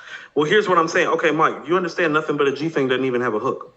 I understand, but it's a way more radio friendly record. How? I Falling mean, it back on has that ass catchy with a hellified points. gangster lean. Nah, it's that ain't nothing but a G thing, baby. Two low down G's going crazy. It's catchy. And the beat, it is. P You Rock's know, beat ain't dope. it's not as catchy as that one. I'm sorry. It's not as infectious as G thing. Okay. So One, understand. two, three, and two. These are hit like all these elements that are on G thing is easy to repeat. You know what I'm saying? Like these are hit elements to hit radio records. Okay. So let's say that. You It's 94, April 94. Mm-hmm. Why the fuck Columbia Records don't see that? The Chronic and the I Doggy think they Style did. No. Hold on. Did they? I think Because they if did. they did, no, Mike, if they really seen that, then why the fuck does Illmatic sound that way? Because the Chronic and the Doggy Style, it's not like it's old, Mike. It just came out 18 months and literally 4 months I before. No, they agree. didn't see that. I think personally, because the They people did not that see any of that oh, shit. let me talk. Let me talk. I think personally, the people at Columbia that were there at the time were very, very smart musical people. I think that the plan for Nas was to establish him with a foundation of real core fans and not try to force a possible radio single and hit him next time as they did. Because I think if you try to force a radio single on Illmatic, you throw everything out the bag. Because at that time, it hadn't been proven that he could make a radio single at the level of Dre and Snoop or even with what Big was doing. So double down on the things that he does great and create a cult classic and come back and double down on it. Because Mike. clearly on the second round, and back then, if you fucked up on the first round, it's no, you might not even get a second album. But clearly on the second round, they doubled down and, put the opened the bank for him. So clearly that was part of the There's gonna be plan. no more Nas after that, Mike. You can't sell 300,000 records when Big and them is going like and Pac and Ice Cube and Snoop and Big and Wu Tang and Da Brat and Outkast are going platinum. I understand. I hear what you're saying, Coop. But listen to me. I don't think you're listening to me. I don't think you do hear what I'm saying. I hear what because you're saying. here's what I'm You're saying. not No. listening to me. They tried. When I'm saying they didn't know what they're doing, Mike. Life's a Bitch got a sample by the Gap Band's Yearning for Your Love. Okay. It Ain't Hard to Tell. It's Human Nature by Michael Jackson. Yeah. No. They trying to pop. I feel what you're saying. No, that I disagree. I think they were in full support of the album. What I am saying, I think the plan was to establish him with a hardcore fan base and a solid fan base and make the best album possible. Mike, and then that's a on record the label. on A the record next label has album, never thought like that in the history of record labels, Mike. Their goal is to sell records, to sell the artists, to make their money. so to you recoup. come on, cool. So you really It's not think? concerned- Listen, Faith- hold on, listen to what I'm saying. I'm gonna ask you a question. You really think from those songs that were there that they thought that they had some song that was gonna be a crossover hit and sell millions of albums with that album? Mike, I really thought that they thought probably that they were going to take New York radio back with some core hip hop, and I think That's a regional mindset. No. I think Big and Puff and what Big and Puff did with Ready to Die was the rude awakening that was an old system. I've always told, and I've told you this, and I've said this on the show, Mike. Illmatic is not 1994. Illmatic is 1986 to 1993. I Ready agree. to Die is 1994. And what happened was Puff with Juicy and Big Papa. And then the one, no, that pivoted everything. It became different for all the New York rap artists. Nas was just the best of the artists. I want to talk to Faith Newman because I have this theory, and I would love to ask because she was in those rooms, same as Search. Did they go in there with the mentality that we got a platinum album here, or did they go in there with the mentality that we're gonna put out the best album possible and a cult classic, and then boom, once we get this artist established, then the next time we'll go out there and do that? Because if that was the plan, they did it. If that was the plan, they did it. You know what I'm saying? It's almost Man, like if Mark, you're in the there's draft, it's like at some point you got to just draft the best player, right? You know, even if right. that So they took the best player. huh? So they took the best player. No, I No, get but that. no, I ain't talking about that. I'm talking about the album part of it. So they said, you know what, we're just gonna make the best album. We don't have a hit here, so instead of forcing a hit, we're just gonna make the best album. And they did that. Because again, this is my question to you. I don't see anything on that album based on the trajectory of that 4-year window that is a song that they thought on a national level was going to sell them millions of records. Now they heard an album that was going to get this artist some hardcore fans, and that worked. You know what I'm saying? But there's no song there based on the hit songs from that year in the previous year that I could sit there and say, yeah, we're gonna sell 2 million records with this song. There's And regardless Illmatic if we fans and like there are if Nas I fans. ruled the world or not, you could hear If I Ruled the World and say, you know what, this could take over summer radio. There are Illmatic fans and then there are Nas fans. Okay. It's not the same thing. Okay, what's that got to do with what I'm saying? Because we're talking about Illmatic and we're talking about building something. Mhm. What I'm telling you, listen to what I'm saying. The foundation of Illmatic, they literally scorched it all on the second album.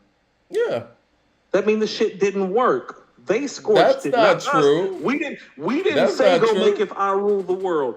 They said it because they knew they fucked up. That didn't mean it didn't work. That means it was phase No, two. I mean, he made the best rap album ever, Yeah. but other than that, failed. There's a such thing as phase 1 and phase 2. Ain't no Phase 1, you could establish that fan base and you could establish that artist, which they did. In This nigga phase was on 2, you point. could bring in the big guns and get some radio and all of that stuff because that artist has already been established from a foundational standpoint.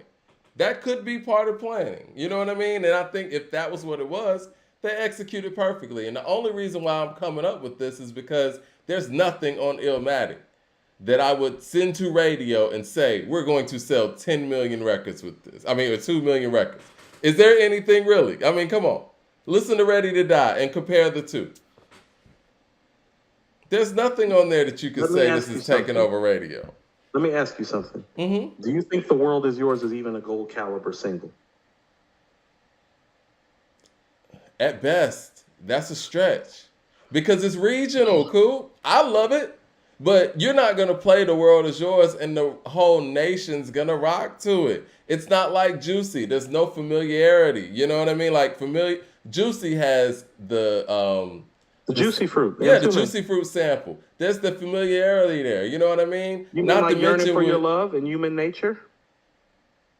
Nah. I think the way it was executed on, no. I think that there's no. Let me finish. So they didn't do their job. No, that's Like not. I'm No, saying. no. If you want to talk about not doing their job, that's more on the song structure because at least Juicy has a singing hook. Like it actually has a hook that people can repeat. So I'm gonna say The World Is Yours and It Ain't Hard to Tell aren't structured like that. If you're a rap fan, you like those records. But for the people who are, I guess, pseudo rap fans, can't get into that as easy as they can get into Juicy. And not to mention you got lines like Super Nintendo, Sega Genesis. These are radio friendly things. You know what I mean? Like those records, those Nas records on Illmatic, as great as they are, don't have any of those elements. Right. And they knew that though. They know that. Right. They were like, look, they were like, listen, let's just make the best album possible and we'll hit the radio shit next time. And they did that. No, I really thought that they still thought no, listen to what I'm saying. he is such a prodigy around that time to them Yeah. that they're thinking that whatever he makes is going to go platinum, and they got slapped in the face with a rude awakening. You think they believe That's that? not the truth. Yes, he is literally.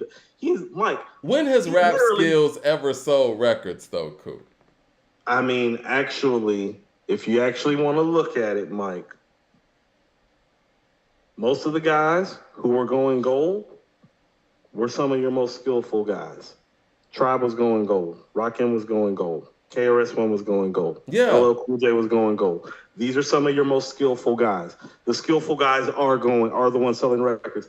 How about this? But Hammer was Paid in doing full- 10 hold million. Hold on. Paid in Full outsold Illmatic in its first year almost Mike times 2. Because It's Paid in literally- Full had bangers. Do you hear what you're saying?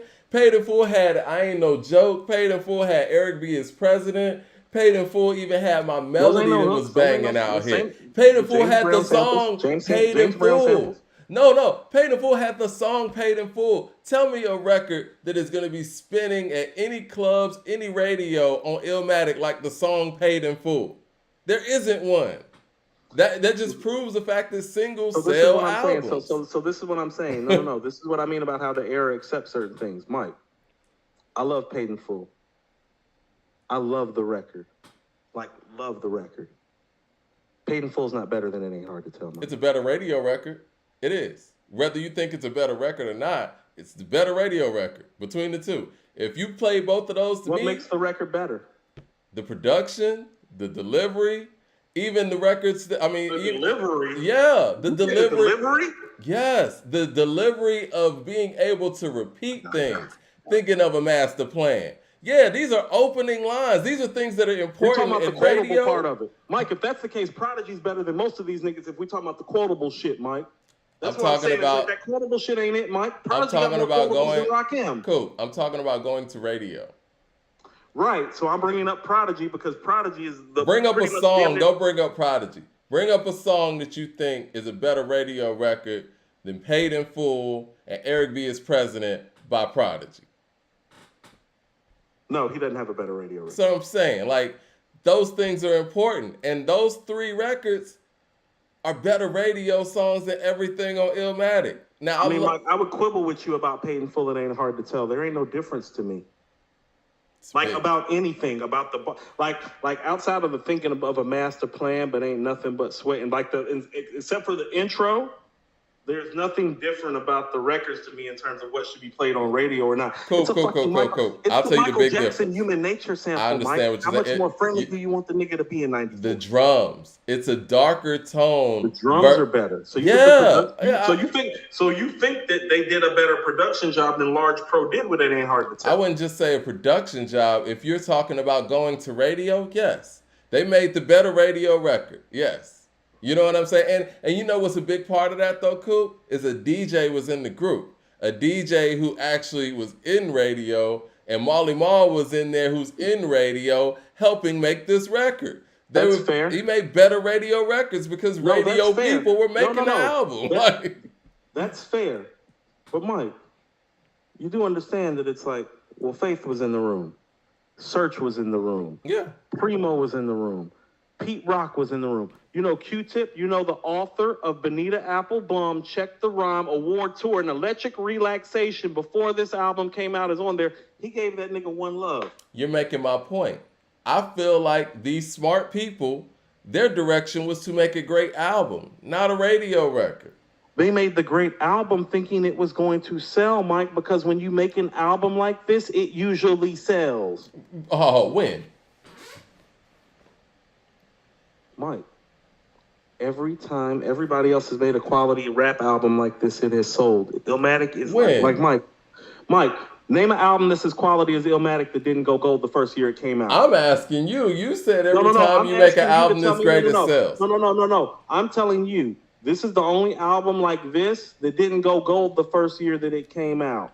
Tell me an album that is quality like this that doesn't have any radio singles that sold. America's Most. Huh. Okay. Double platinum. Hello. Okay.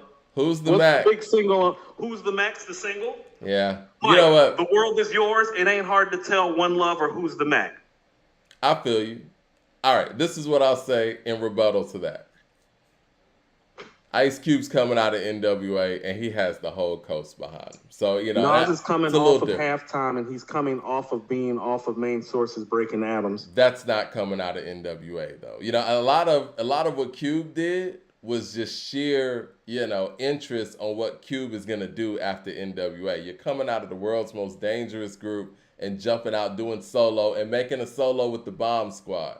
Now I feel what you're saying, but I think a lot of those elements added into how successful that record was, and not to mention Kill It Will is coming in there to warm people up for it. So it's a little different. No, I hear you. I gotta get out of here. We gotta Okay, go. let's get through these super chats and get out of here. LP with the super chat, great conversation. No, LP no, with it's the a great super combo. chat. I'm just asking questions today. I'm I'm just sorry, making I'm sorry I have to rebuttals. remind people that I have a business degree. Too many people think that we just be pulling up here talking music like we don't have other aspects or periods or personality traits of expertise. So excuse me if I start talking about business and music and money, seeing how it's called the motherfucking music business. Well, I The do. nerve of some of these, no, like some of the niggas be in the chat. I guess we talking about the music business today. Yes, nigga, we talking about the music business today because it's called the music business. I'm sorry we Yeah. couldn't get you like hardcore hip hop rap fix today. I actually had to teach you niggas some economics for once, or some accounting, some information systems, some business statistics. Stop acting like this shit don't exist. What I would want to know, though, is from the people that were there in that room at Columbia, if making a classic album was their goal, and like you said, did they project it to sell a lot, or were they thinking that okay, this is gonna be a gold album, but it's gonna be a cult classic? I would want to know those answers for the people in the room. LP with the super chat says boom bap and traditional bass sample hip hop never sold like that. The albums that have sold mostly always had a bigger and more accessible sound. Follow the Leader sold 800,000 units too. What's the accessible sound on there? Well, he has a Microphone Fiend on there. That's a big record. Microphone Fiend's a big radio record. Microphone Fiend might be my favorite Rock M record, but I'm telling you, it's like, so is it about the samples that are being picked now? Is that what you're That's part of it. Sample? Yeah, the rhythms and all that So stuff. the Human Nature sample isn't good enough for Nas, but it was good enough for SWV. The Yearning for Your Love sample by the Gap Band wasn't good enough. That's what I'm saying. Yeah, I will tell you this. SWV put it out slightly before him, and it was a big hit. And I think that could have drowned out some of the momentum of that because we had just heard that sample used on a hit record. So that could have been part of it too. Mad Max with the super chat says, if Representing had a real hook, that could sell. I like Represent. I don't see Represent as a hit record like that. I think The World Is Yours is probably the closest. I agree with you, Coop, on that. Vernon with the super chat says, why does Pusha T have on Bucci cutters? Shaking my head. Good night. Come on, Ye. We need Ye to come and say. We need Daytona too. Every time you say yay, Mike, we lose like $25 to $50. Jay Short with the super chat says, Mike, you don't think One Love business? It said Mike, right? You don't think that One Love could have done bigger numbers with the right promo and video? I do. Thank you. I don't think Thank you. Stop saying that, Mike. Stop. I think One Mike. Love is more of a gold record, but again, listen. Mike, how about this? Old Dirty Bastard went platinum. Brooklyn Zoo and Shimmy Shimmy Y'all. Now you're telling me that went platinum, but it ain't hard to tell The World Is Yours and One Love didn't? This Like, is the keep it thing we real, gotta Mike. face. Brooklyn Zoo's rougher than all those records, Mike, and you know it. But it's a party record. This is what we have to Brooklyn understand. Zoo is not a party record, Mike. That is on some street shit, It Mike. is. It's a street party record. They play that in the club. Let's be I gotta real. go, Mike. I'm already behind. We gotta run. All right, man. We'll finish this Friday, but I'm gonna finish up the super chat, man. Do your thing. LP with the super chat says, "Ready to Die" did 57,000 the first week with the actual singles. It took off while it started. I'm sorry, it took a while for it to start to sell. There was no data that showed an album like Illmatic is going platinum. I agree with that. KC1 with the super chat says, Coop, you're out of line. Illmatic is 2 times platinum and is the greatest album ever. How is it not a success? It is today. What was When MJ and Prince's first album like? better than 300,000. Well, yeah, Mike, it's the Bob article 2 for million it was today. written starts off by mentioning the fact that Illmatic only sold 300,000 copies its first year. That's how I know. Yeah. Because that's how the slander article starts that I always talk about. Well, you know, Illmatic only sold 300,000 copies as opposed to the 1.5 Ready to Die did. Hello, as opposed to the 5 million Snoop did. Hello, as opposed to the 1 million Da Brat and Outkast did. Hello. But singles took them there, you know, and remixes. It's for Ready to Die specifically. Yeah. All right. Well, we're gonna holler at y'all Friday. Great show, great Fascinating discussion. conversation. Right. Holler at you guys.